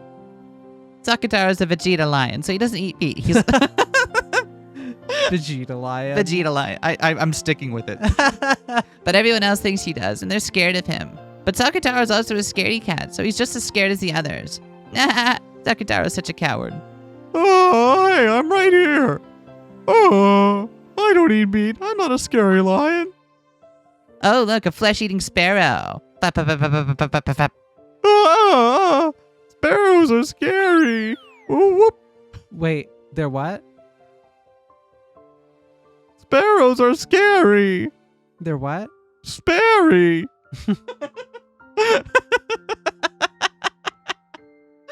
How the hell do you explain that ongoing joke to people? You can't. It's just a thing we do now, Yep. and I can't explain how it started or why we continue to do it. Sparrows don't eat meat. Sakutaro is a coward, so he thinks they do. I brought him into this world and I made him to suffer. Oh, did the sparrow go away? Oh. Oh. You're such a scaredy cat, Sakutaro. If you keep this up, Sakasuke and Sakukichi will start making fun of you again, right? Oh, I'm not a scaredy cat. Oh, the sparrow's back. No, I'll be whoosh. Sakutaro is quite entertaining. Then, are Sakusuke and Sakukichi his siblings? Yep, they're his little brothers waiting for him at home. Sakusuke is a lot more reliable than Sakutaro, and Sakukichi is so skillful he can do anything. They're all really good friends, though. They all play together on my bed. Your bed must be covered with lions. Yep, so I call my bed Lion Land. But there's lots of other animals, too. Lionland, is it? It sounds like fun. By interacting together, all of Maria's friends can reinforce their own existence. It's a magnificent world. I guess that means we should work on deepening our relationships as well. By strengthening our bonds, our existence and magical power will go stronger and stronger. Let's expand our world more and more. From what I've heard, Maria's world has far more than just Sakutaro and the bunnies. We can't let her beat us. My. In that case, shall we find more minions for ourselves? It's no fun with just the gold butterflies. Or the tiny little gold orb-shaped fellows with the single eye. Minions. What? That was a Minions joke. With the... Okay, well, it's in theaters now with a new film, so I thought maybe you had seen it. After all, they cannot speak. I'd like some chatty minions who can talk, jump around, and fight with each other. True, of course it'd be better to spice things up around here. Here in Mariage Sorcière, we have learned how to expand our worlds and create new minions. By now, you may create new minions as often as your imagination allows. Milady, what about those? Could you make vessels of those dark tools you found when cleaning out the goldsmith's storage room? Oh, perfect. Minions created from dark-looking vessels like that will surely be fitting for me. There will be more and more of us, and it will get very lively here. We'll get more and more new friends. That's my magic. And Banto can make my friends give them a form. You can make them grow. You create them, and I grow them. Indeed. That's mariage sorcière for you. Still, bunny ears are pretty hard. It might take some time before the bunnies manifest themselves. Be sure you make them cute. But of course, this is where I get to show my skill. Can I ask why they all have the same unitard again? I'm No, not jealous. I'm just you may curious. Maybe a little jealous. Create a creature, give it a name, give it a form. Doing that is no different from giving birth to new life. When a human gives birth to a child, they give it a form, give it a name to identify it by, and deepen its character by raising it in the world. Mariage Sorcière is doing exactly the same thing. In our world, we can create whatever creatures we think of, give them forms, give them names, and make them friends we can interact with. We were engrossed with our game in this world called Mariage Sorcière. At least, Maria was engrossed. She would badger me to play this game every time she came. And of course I was too. However, when Maria started happily writing something and I just sat there for a while, I must admit that I sighed and looked up at the sky, making sure she didn't notice. It's fun to increase the numbers of our minions. They make things lively, so I do not tired of it. I may have tired of my minions alone, but even that problem goes away when I can interact with Maria's as well. It takes two people to create a universe. I now have that second person, so I'm satisfied. I think I am satisfied. And yet one little part of me is not. It truly is a tiny part. After all, it's so much fun playing with Maria that time seems to fly on by. But even so, when I look up at the sky, during those short moments, I feel an empty feeling I can't describe. I know my universe is not complete. My apologies to Maria, but she is not the second person I want to create a universe with. No matter how much I nurture my world with her, the roots of love in my heart leave gaps. Hey, I'm right here. 4 years have already passed since that day. He left saying he'd come for me riding a white horse, and I was the only one without a letter. So yeah, this is 4 years. Okay, so yeah, this is before Kinzo dies then. Yeah, so that absolutely is Kinzo. Okay. And he even said that he probably wouldn't be returning to Rokkenjima.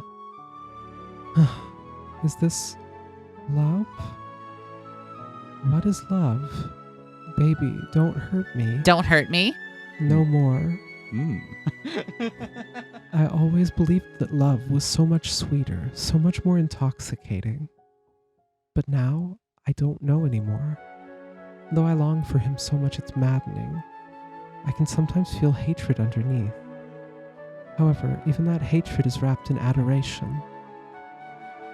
The roots of love have remained in the corners of my heart all this time. At some point, I gave up hoping that Battler would return. However, the roots of love stayed right where they were. In other words, even 4 years later, I still believe. He will come back someday.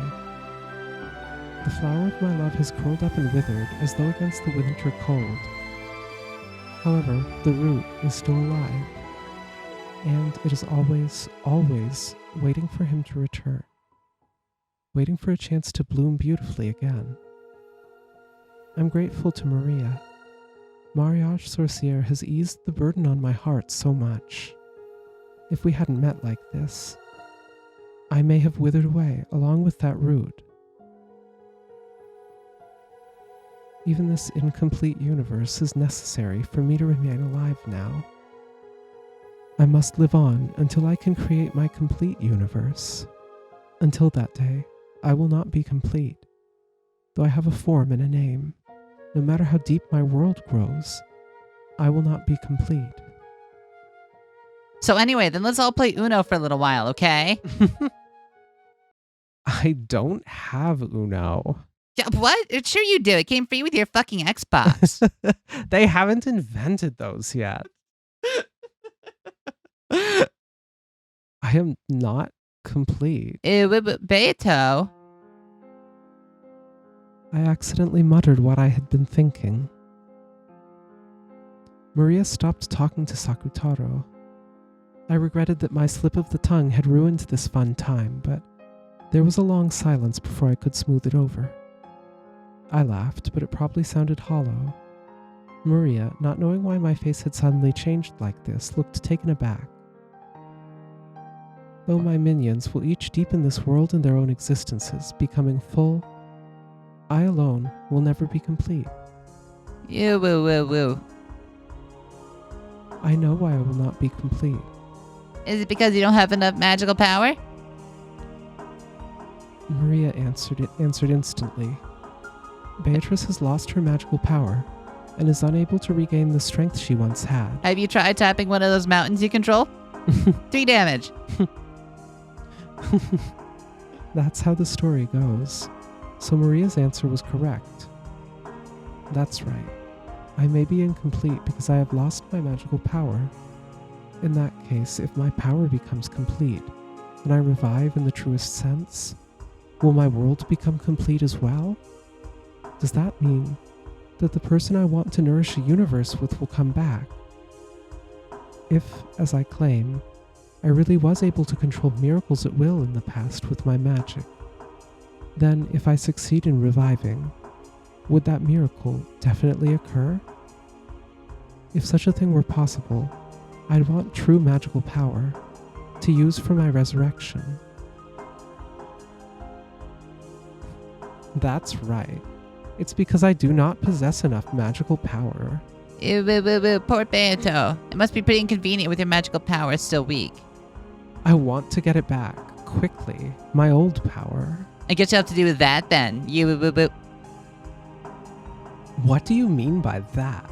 The ceremony of resurrection. The ceremony of the portrait's epitaph. If you read that epitaph literally, it does sound like a witch's resurrection ceremony. To Maria, who believes in witches, that epitaph must be a ceremony in itself. Unlike the other family members, it seems that she's not very interested in the location of the hidden gold. If that epitaph's riddle is solved, one might learn the location where Kinzo hid all the gold I once gave him. That's the gold you created with magic, right? Indeed, a crystallization of the great magic I possessed in those days. Ew, woo, woo, woo, woo, woo. In that case, if you get that gold back, your magical power will go back to normal. Perhaps. It will. Ew, woo, woo. It's got to be a resurrection ceremony. I'll help, so let's solve it together. I'll go get my solving knife, and then you'll revive. When you do, you'll take me to your golden land. That's right. I'm keeping the knife, though. I did promise that I would take you to the Golden Land. Yeah! You said that all wishes are granted there. There's no black witch there, just a nice mama. And I might even met the papa I've never seen before. Of course, won't be any school or homework or bullying friends, and we can live happily ever after. Hey, Sakutaro, doesn't that sound fun? Ew! The epitaph of the portrait. I like how they make sure they leave that in Maria's Yep. voice there, just so you're, in case you haven't still... In case you've somehow made it this far. Right? Just... in case you were waiting for that one little bit of confirmation, right? So, must I face the epitaph's riddle after all? If Kinzo's children struggled uselessly over it, how could a complete stranger like me solve it? If I did happen to solve it, that would surely be a miracle. Will doing that bring about another miracle and return my miraculous power to me?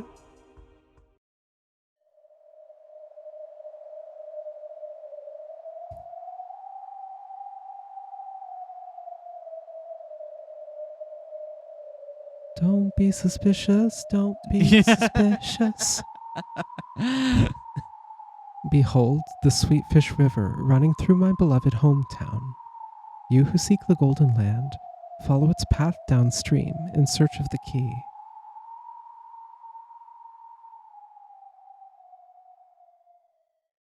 Are we gonna get the fucking solution? I think we're about to get the solution. Holy fuck. It feels bad to admit this, but yeah, we never got close to that. I mean, like, we figured out something, but that didn't seem to satisfy our comment section. Yeah. That we had solved it. So Yeah, I don't.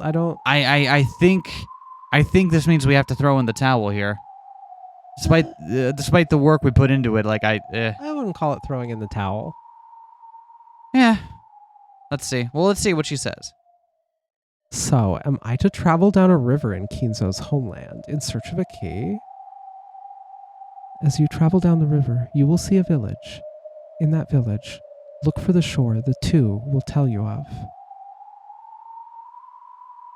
The shore? Is it literally the shore of Rokkenjima? Is it literally That like the two Beatrices will tell you of because both of their stories are there? Maybe it's literally that the hidden side harbor. Maybe. There sleeps the key to the golden land. There may be villages if you go down a river, but what is this shore the two will tell you of? The one who obtains the key must then travel to the golden land in accordance with these rules. So those who do not have the key need not read the rest. I do not understand it, but that's how this riddle is. It's practically unsolvable, so solving it would be a miracle. That much makes sense. I felt a stabbing pain in my body. The anti-magic toxin had burned my skin. Some human is probably approaching. I erased my form. Multiple sets of footsteps approached. It was Genji, Shannon, and Cannon too. It seems everyone is engrossed with solving the epitaph's riddle. Yes, I hear that even some of the servants have copied it down and taking it home with them. If you solve this riddle, will you really find 10 tons of gold? Indeed. There can be no doubt about that. I don't understand. The puzzle may be a tough one, but why is the master showing the location of his precious gold in a place where everyone can see? That is the master's magic, and also a bet. The master believes that the one who solves this difficult riddle will contain Beatrice Sama's soul within them. That's a strange bet. Magic? Looks like he's taken his occult fanaticism as far as it could possibly go. Shh. You shouldn't say that. All are allowed to try and solve the epitaph's riddle. Of course, the servants are no exceptions. Will you try to solve it? No, I could never solve such a hard riddle. And anyway... And? Even if I had 10 tons of gold, I can't think of anything in particular I'd want to use it for. I'd be more than happy if these peaceful days continued forever. Looks like you and George Sama have been pretty close these days, so being distracted doesn't make you even more of a klutz. That won't happen.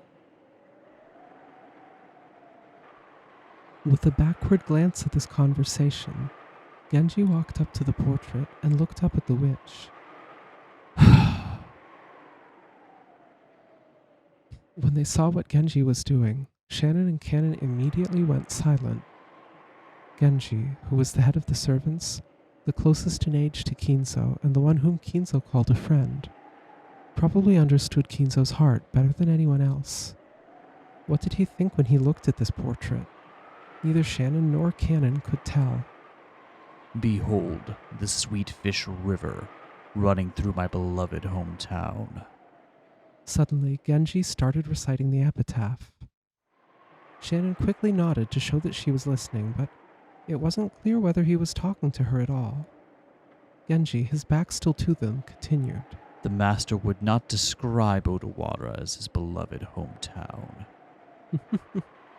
I heard that he lived far away. Though we don't know where it was. Taiwan. It's Taiwan, you fuckers. Interesting. Interesting. Wait, did we know that? I don't think we did. There that seems- must have been clues. It must have come up somehow. God. Huh. It's Did that ever scratching come at up? the back of my mind. Something mentioning Taiwan It once. must have been mentioned at least once, right? Genji turned around and spoke that single word. Oh, is that so? I see. So that explains what Krausama always used to say. Remember him talking about how the master liked areca nuts. Come to think of it, Kraus-sama said that those were a luxury item like tobacco that was popular in Taiwan. So that's why the master... In the half-century before the war, Taiwan was under the rule of Japan. Many Japanese had moved there, seeking a new frontier. Kinzo's family was a branch family of the Ushiromias. Apparently, they were only distantly related to the head family, so they were able to form a new life and a new future, without being constrained by the head family in Odawara. Shannon and Cannon nodded their understanding, but they didn't know why Genji had suddenly broached this subject. So, there was a river with sweet fish in it in the master's hometown in Taiwan, and the key is there. Don't be so stupid. There has to be several rivers with sweet fish in the area. We don't know that for sure, right? I don't know where the master lived in Taiwan, but there might have been only one river there. If so, that must be the place. You're too optimistic. There's no way the riddle could be solved that easily. The master says his magical ceremony will gain more power if more people try to solve the riddle. You must try as well. Everyone has been given the same chance. Yes. As if we had a chance. This is pointless. Genji spun around. Shannon and Cannon hurried to follow after him. When his footsteps receded and silence returned, a gold butterfly flitted out from among the shadows.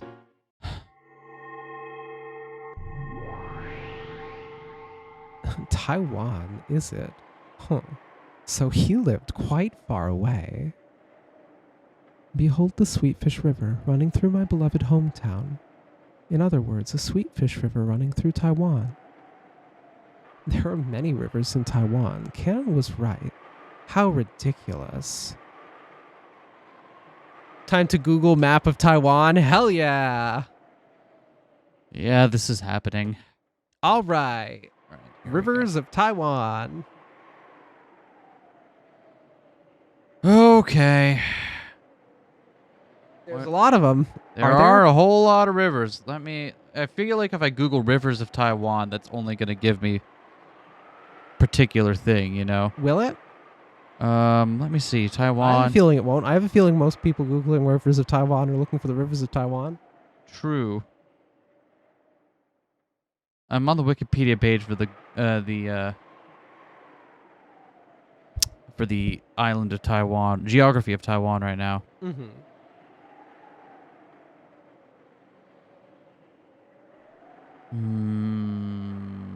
List of rivers of Taiwan. Where? List of rivers of Taiwan. All right. This is a list of rivers. Any of them mean anything to Wait, you? what are these that on Taiwan Island, Republic of China, which are over 19 kilometers? Okay, so only the long ones. I'm just going to take a quick look through these and see if any of them stick out to me. Not really so far. Then again, we don't exactly know what we're looking for here. We've been given part of the answer without really understanding how we got here, right? So, kind of, Yeah. The shore the two will tell you of. Well, There was something about a village, something about shore. However, the word Taiwan interests me. That taciturn Genji muttered it without anyone asking. So is it even possible that it means nothing?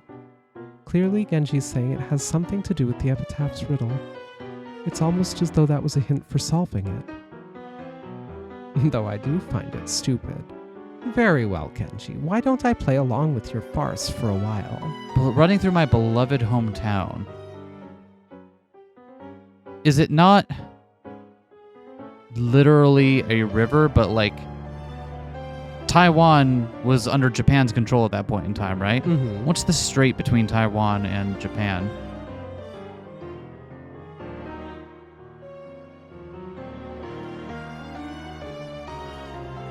Oh, that's just the East China Sea up there. And then the Taiwan Strait separating it from China. All right, maybe that's not it. It was, though, brought up. Oh, not literally sweet fish. Oh, it's so simple once you see it. The other times people have solved it. Huh. Okay. So I bet that it is not literally a river, but maybe it is. Taiwan. I have traveled the world at times during these past 1,000 years, but I know nothing of the place. To counter my ignorance, I shall need a crystallization of knowledge, that which is smoothed out and pressed into many sheets, what is called a book. Where might I find a book about Taiwan? Kinzo's study is the first place that comes to mind if one is looking for books, but that won't work. The charm on that room prevents me from entering. It's that she can't get in because the lock's too good. But you got to make up a magical reason because she can get into all the other rooms because she sneaks the key. There you go. There you go. So, the library, is it? Well, I guess we're along for the ride now, huh? Yep.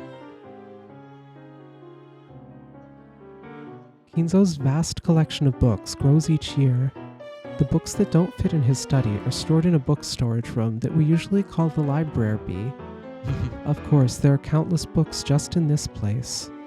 The library has everything from valuable books to apparently worthless books, all packed together like an antique shop.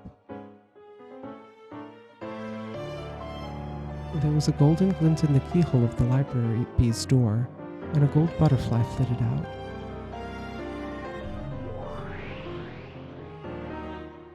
Stinky as ever, I see. Dust, mold.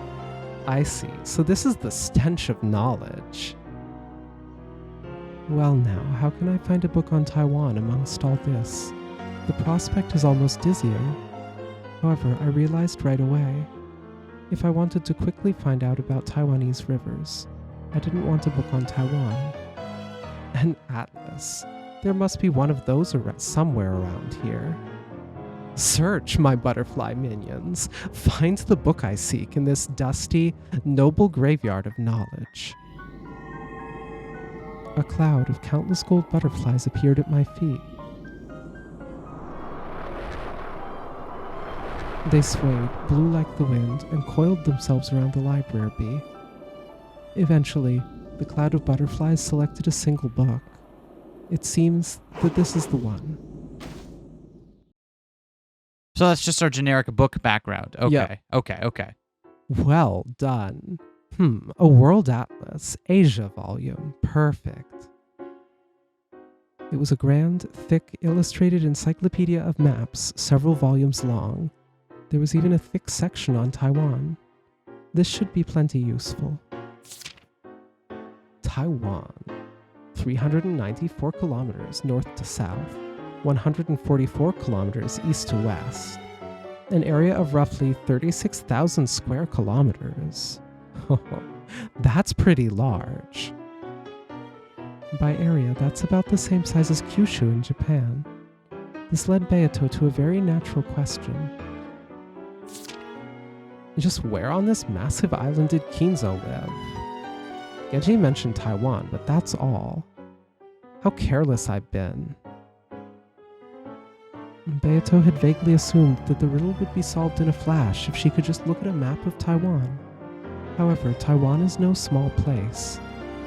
Just which part of this large island did Kinzo call his beloved hometown?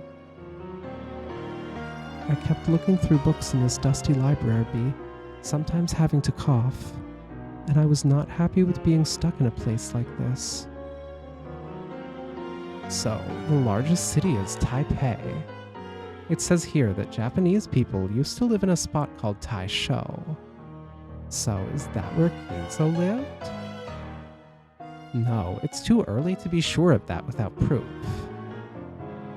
I'll skip to the next part before I settle on anything more specific than just Taiwan itself. A Sweetfish River running through the hometown. What's this? There are 129 rivers in Taiwan. 129 rivers. And how many of those have sweetfish swimming in them? Just thinking about it is dizzying. This was quickly becoming ridiculous. Genji must have been muttering nonsense to himself after all. I only thought he was giving out a hint about the epitaph. So, the reward for the fool blinded by gold is dust. Nice one, Genji. I tossed the book aside, used magic to turn a bookshelf into a sofa, and plopped down on top of it. For a while, I grumbled about getting tricked and looked up at the ceiling. I was annoyed, so I felt like gathering all this room's dust, packing it into a ball, and tossing it into Genji's teacup. So I glanced down at the floor. The book I had thrown away lay open on the ground. A gold butterfly was resting on that open page. Tossing a book at random and reading an oracle from the page it happens to open to is a kind of ritual. I see. So that page might have some sort of hint. Not entirely convinced, I picked the book up. The opened page was probably very near the one I had been reading. Apparently, it was a page explaining Taiwan's geography.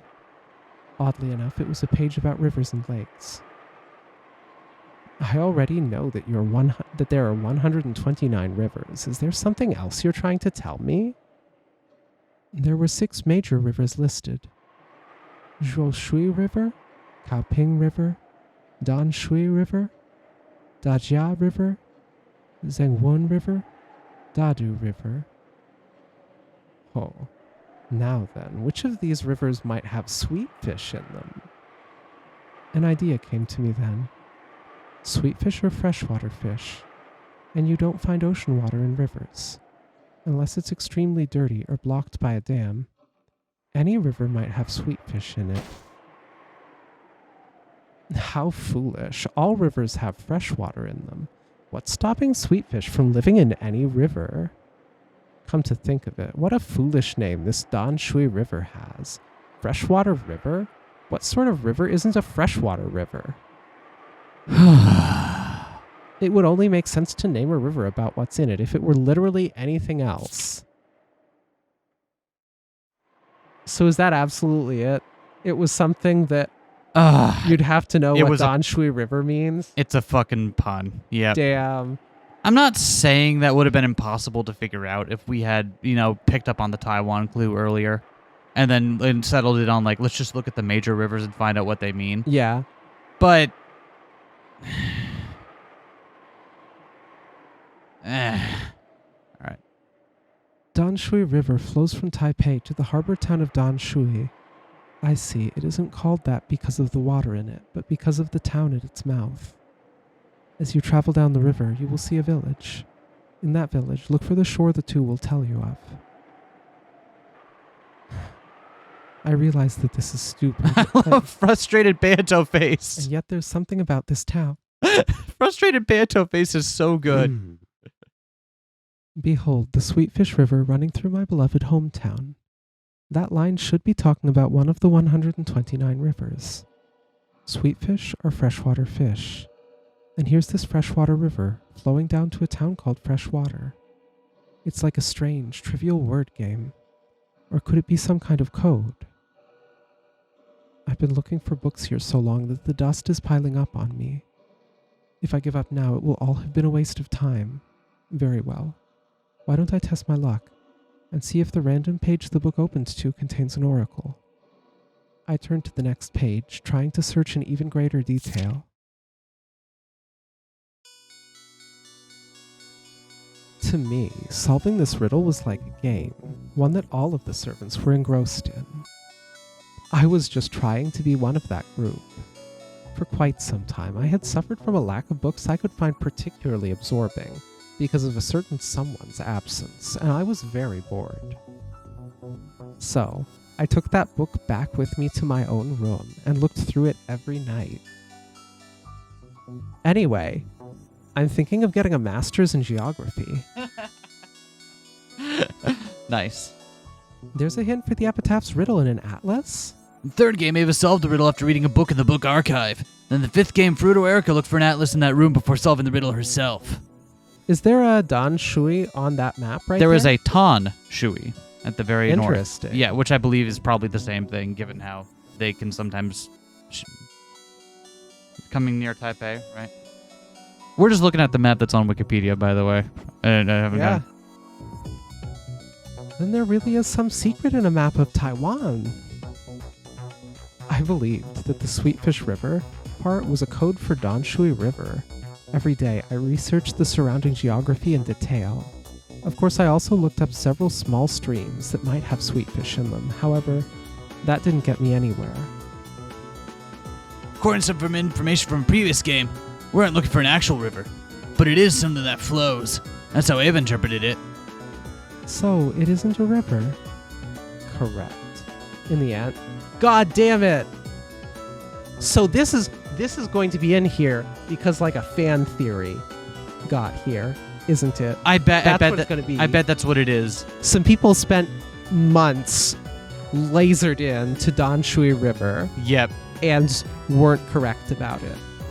Which is unfortunate because that's such a good series of deductions. Oh yeah. All right. I admit though, I wasn't particularly happy with that. Like, I get it, but Correct. In the end, Dan Shui River had nothing to do with it. However, now that I think about it, it must have been an oracle after all. The river itself was unrelated, but it was still a great hint.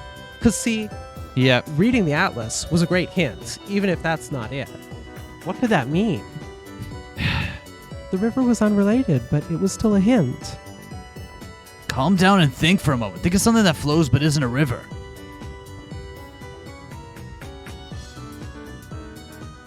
And then, say your line, maybe? Now I'm trying to think of what flows but isn't a river. Tears?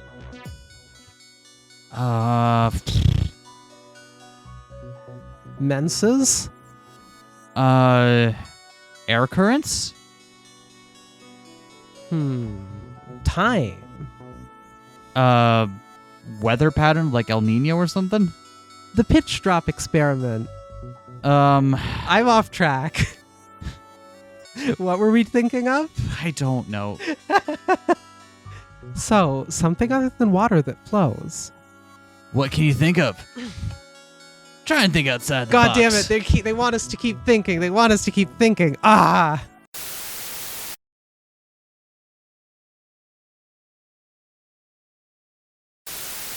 "4 hours have passed like this. Sleep can no longer come.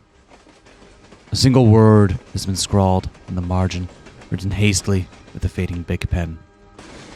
It reads simply, 'Lions.' My hand, moving through rote repetition alone, circles it for the 17th time. I feel almost as if I'm on the edge of a breakthrough. And then, I'm confronted by a startling truth. Luzon can also be spelled as Luçon in French. In the debris on the desk, I procure a single, half-eaten Nutri-Grain bar.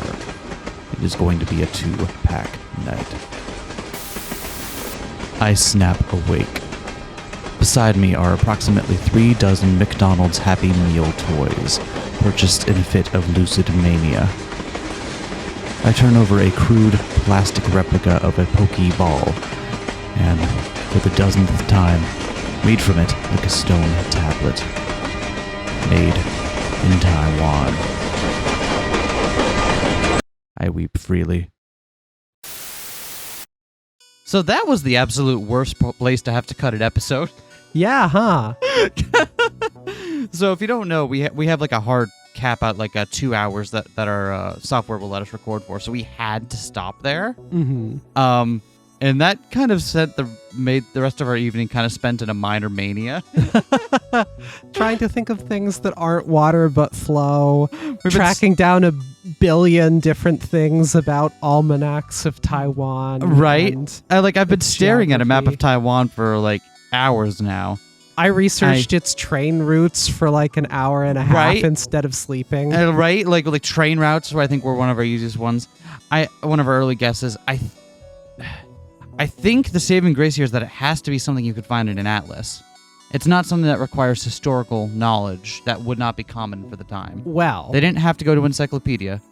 They had to go for an atlas. the one caveat I would say is that we don't know they found it in the atlas.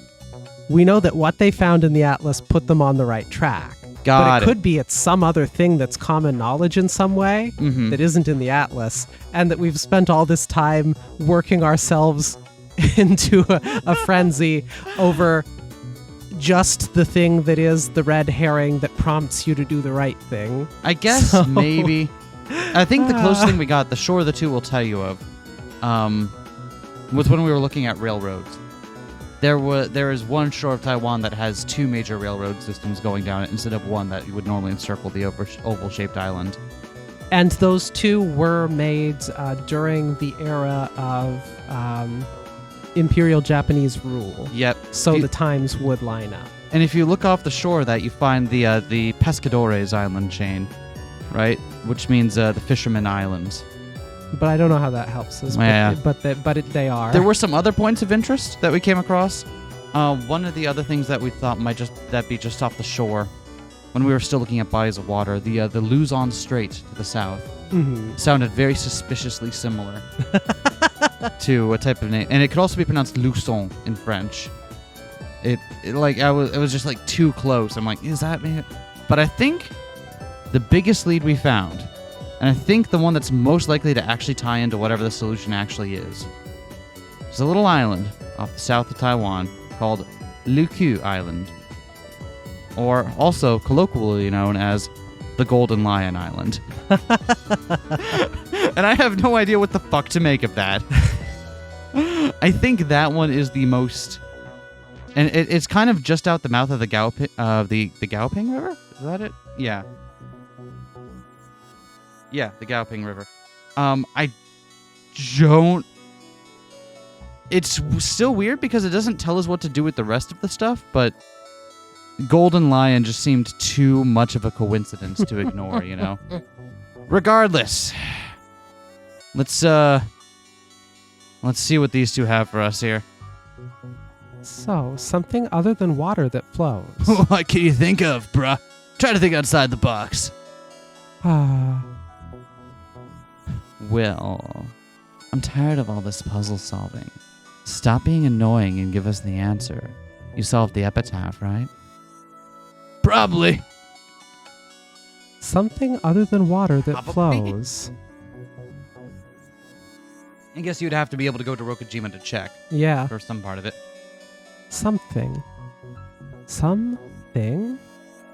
Methods of transportation. Ooh, were we on with the flow of people, the movement of people? Like a road or a highway? A railroad? Huh. Correct.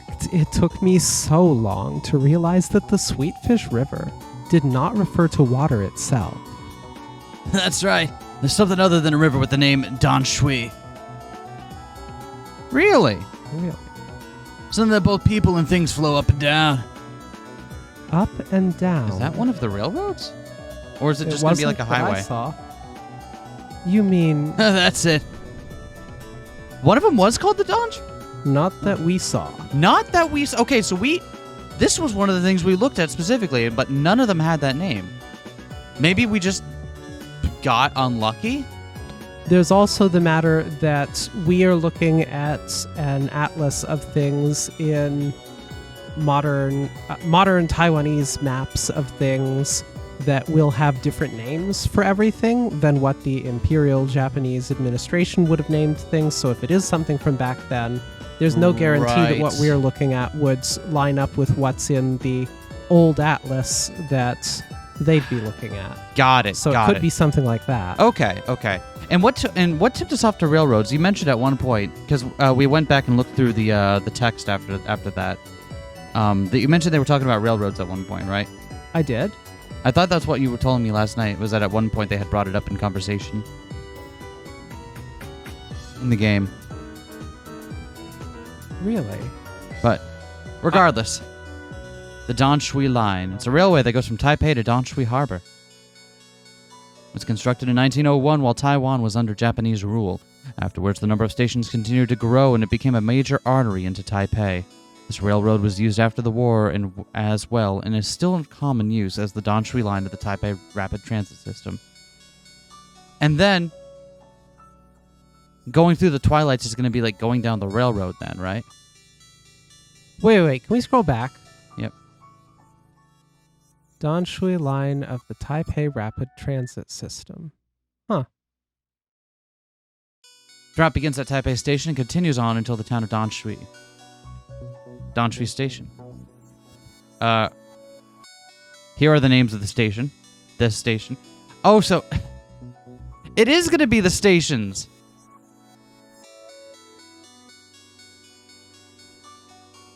Here they are.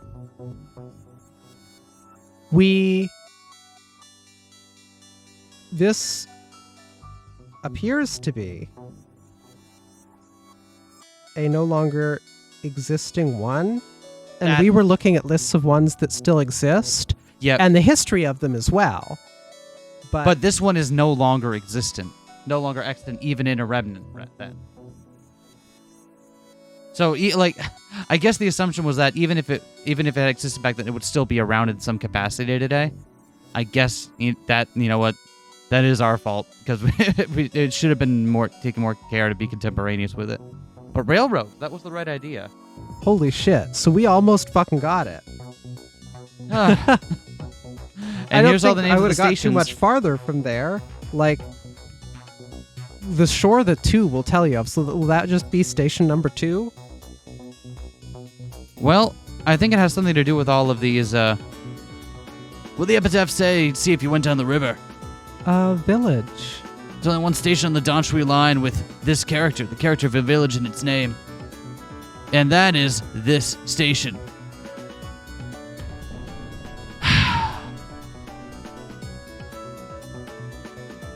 How do you read this? The Japanese pronounce it Kirigan. Its name was changed to Sekihai Station after the war, but when Kinza lived there, it was Kirigan Station. Okay. So this is a thing where we're like, no matter what, it was going to come down to we needed to recognize the characters. Okay. As you travel down the river, you will see a village, a something. Character meaning village. Yeah. In that village, look for the shore the 2 will tell you of. Village isn't the only one. You can also see this character, the character for shore. In the end, it took me quite a long time to work out that this station was the one referred to. It has the character for village and the character for shore. The shore, the 2 will tell you of the 2 characters, village and shore. Okay. Yep. Yeah, that checks out. Yep. Okay. Yep. It felt like a kid's riddle playing with letters. The first character in Kirigan has a Ko, the character for mouth. I think that's Ko.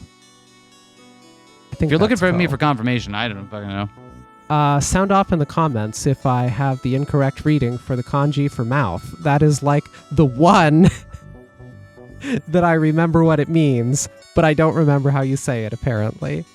And whatever this is, the other half of that first character means the word that, right? That village's shore, and the mouth is telling of it. But I don't get what the 2 means. The 3 characters of Kirigan can be split into a mouth, a that, a village, and a shore. Those are all words that appear in the epitaph. In that village, look for the shore the 2 will tell you of. You can read it as a code for the name of the station. However, I don't understand the part about the 2. I was also stuck on that part. However, by then, I was very confident that this station was what the epitaph referred to. If the station was once known by a different name, then could some local spot also have had its name changed? That's right. Kirigan Station was named after a nearby location, after all. Though the name of that area was also Kirigan, it was written differently. I remember what it was, why I got onto the idea of train stations. I mistakenly thought that the witch hunt people, like the professor, when they bring up the witch hunt theories by name, like the La Plata and Enora and so on, I mistakenly thought that somewhere in there was something about railways, was one of the theories, and that it was mentioned in-game there, but it's not. I think I just made that up by accident. Oh, well, your made-up intuition seemed to be right on the money. There are 2 mouths. It didn't take much investigation before it was clear. The epitaph must have been referring to this place called Kirigan. Then, is this where the key to the Golden Land rests? That would be the obvious answer. However, I couldn't make the long trip to Taiwan to check. And of course, the place known as Kirigan is quite large itself. If a tiny key was hidden somewhere there, I'd never find it. I was at a loss. But you didn't give up, huh? I was certain that I had found the answer, at least to the first 5 lines of the epitaph. In my eyes, it truly was an entertaining game. No, a mystery.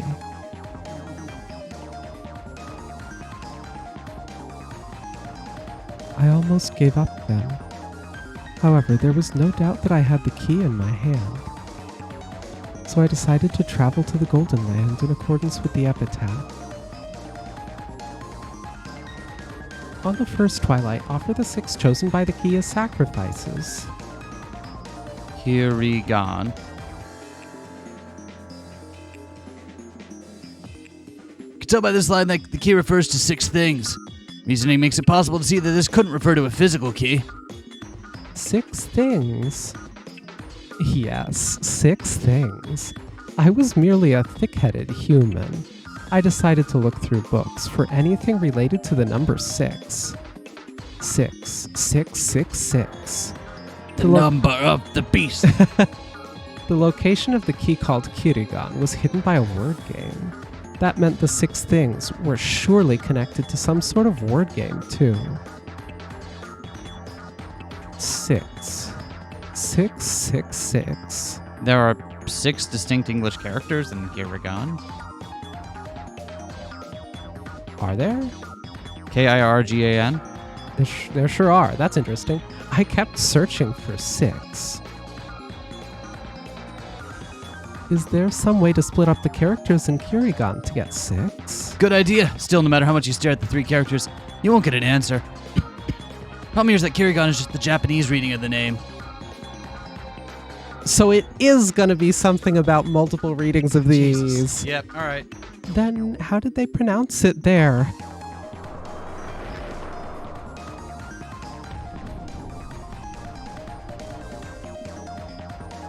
Pronounced Kilian.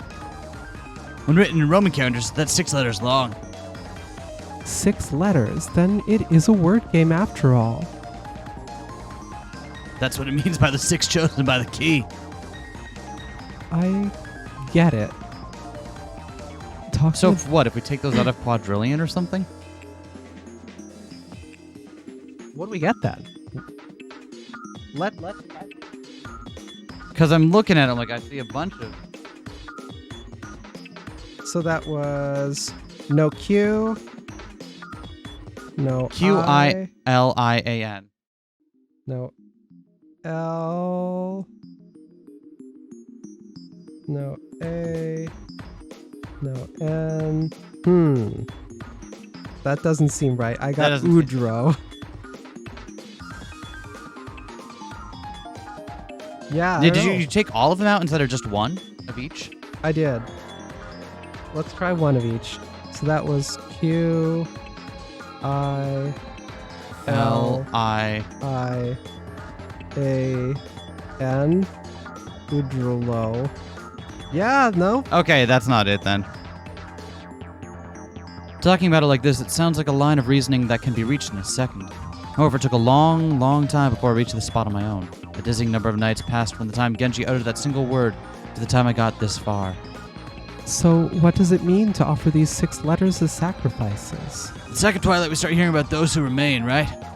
Reasoning opens up the possibility the 6 letters of the key are being removed from an even larger set of letters. However, what could the 6 letters be removed from? That puzzle worried me for a long time. It's like the start of an entirely new riddle. This time, I would have to solve it all by myself without any assistance.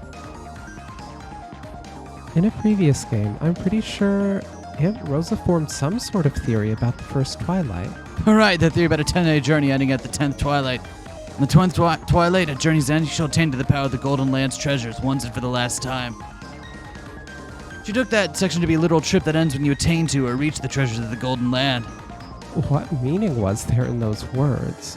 Realizing that there was something to be found, and then realizing what that something actually was, took another long stretch of time. By Rosa's reasoning, attain to meant reaching some physical location represented by the 4 treasures. It's a good try, but wasn't quite right. It's not the treasures we're supposed to reach, but their power. What does it even mean to reach the power of something like that? Don't overthink it. What else? Oh, now we're not supposed to overthink it. Okay, shut the fuck up, Will.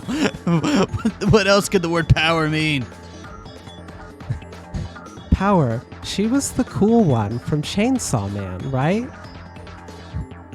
I don't know Chainsaw Man here. Oh, you will. Coming this October. Oh, no. Wait. Raise yourself to the power of the 4 like, literally?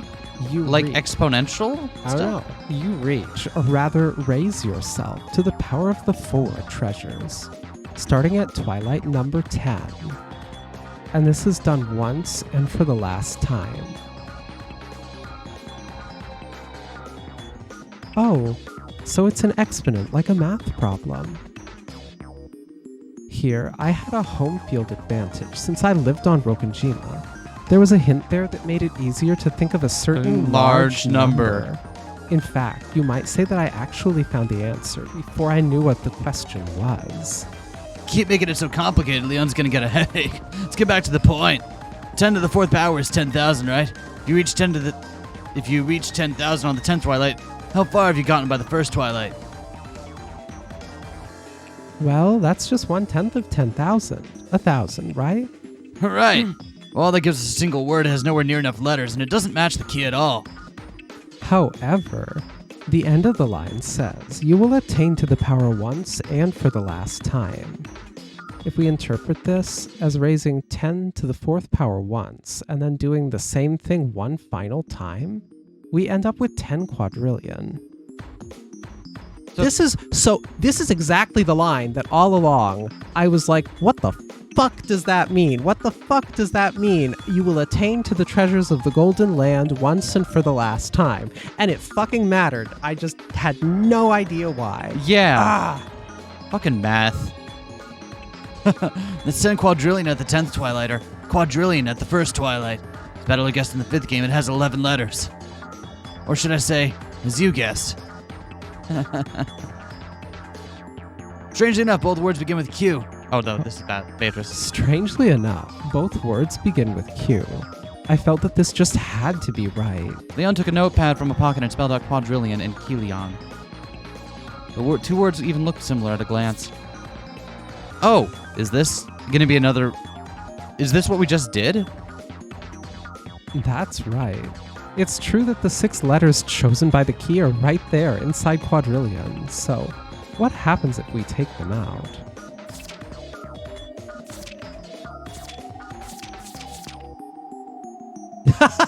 That's what we just did! Son of a bitch! That's what we just did! We're left with 5 meaningless letters. Yeah, okay, yeah. Those are like... However, the important thing is the number 5.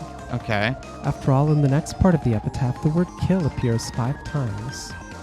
And then on the 9th twilight, none shall be left alive. In other words, there should be 5 letters left. I mean, I guess that makes sense. On top of that, just as Battler-san guessed in the 5th game, 2 of these letters are close to each other. The D and the R. Oh, Those must be the 2 who are close. okay. Okay. We wouldn't have seen that because we were just taking them out of a text string, but Yeah. Once you reach this spot, the riddle has been practically solved. or to put it another way, as far as you can go with the epitaph alone, I'd be able to figure out what the answer with a little more wordplay, but you won't be able to activate the device. That's right. Once you know this much, all that remains is to gouge and kill. You had a good idea of where the place was even before you got this far, right? Yes. Some people suspected that the gold was hidden there even before the epitaph appeared. And because of the mysterious phrase that appeared there, it's only natural that I thought the place concealed some secret. Is it going to be where you thought it was? Is it going to be like exactly where we said it was from our other reasoning? Maybe. What do you mean by the place? Place with a device that opens the door to the Golden Land, of course. Quick-witted person should be able to figure out where the first Twilight is by now. Huh? I thought the first Twilight was quadrillion, not a place. It's a place where quadrillion is written. You should know it. Did you blindly follow Kinzo's orders and never go near it?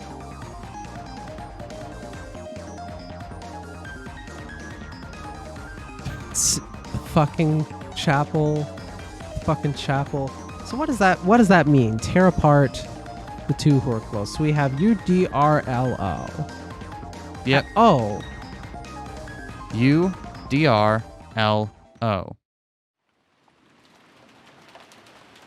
Is that up, down, right, left, open? Is it something like that? Up, down, left, right, BA, start. That's gonna be it right there. Oh my god. Man, we were at some of the edges of this for other reasons. But yeah, that's a whole lot of work to get back to that spot on the island, isn't it? Yeah? Whereas we just kind of raw guessed like, oh, yeah, it's probably leading right here, right? Yeah, we're probably good. Trusting in the power of the Hail Mary. I still can't believe there's a fucking unrelated island called Golden Lion Island out here. Oh, that's so good. God, that's bothers me more than it should.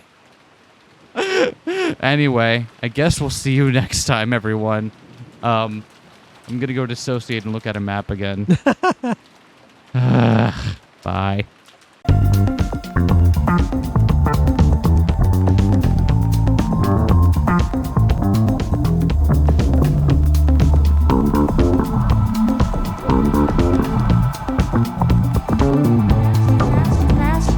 Smash that like, comment and subscribe.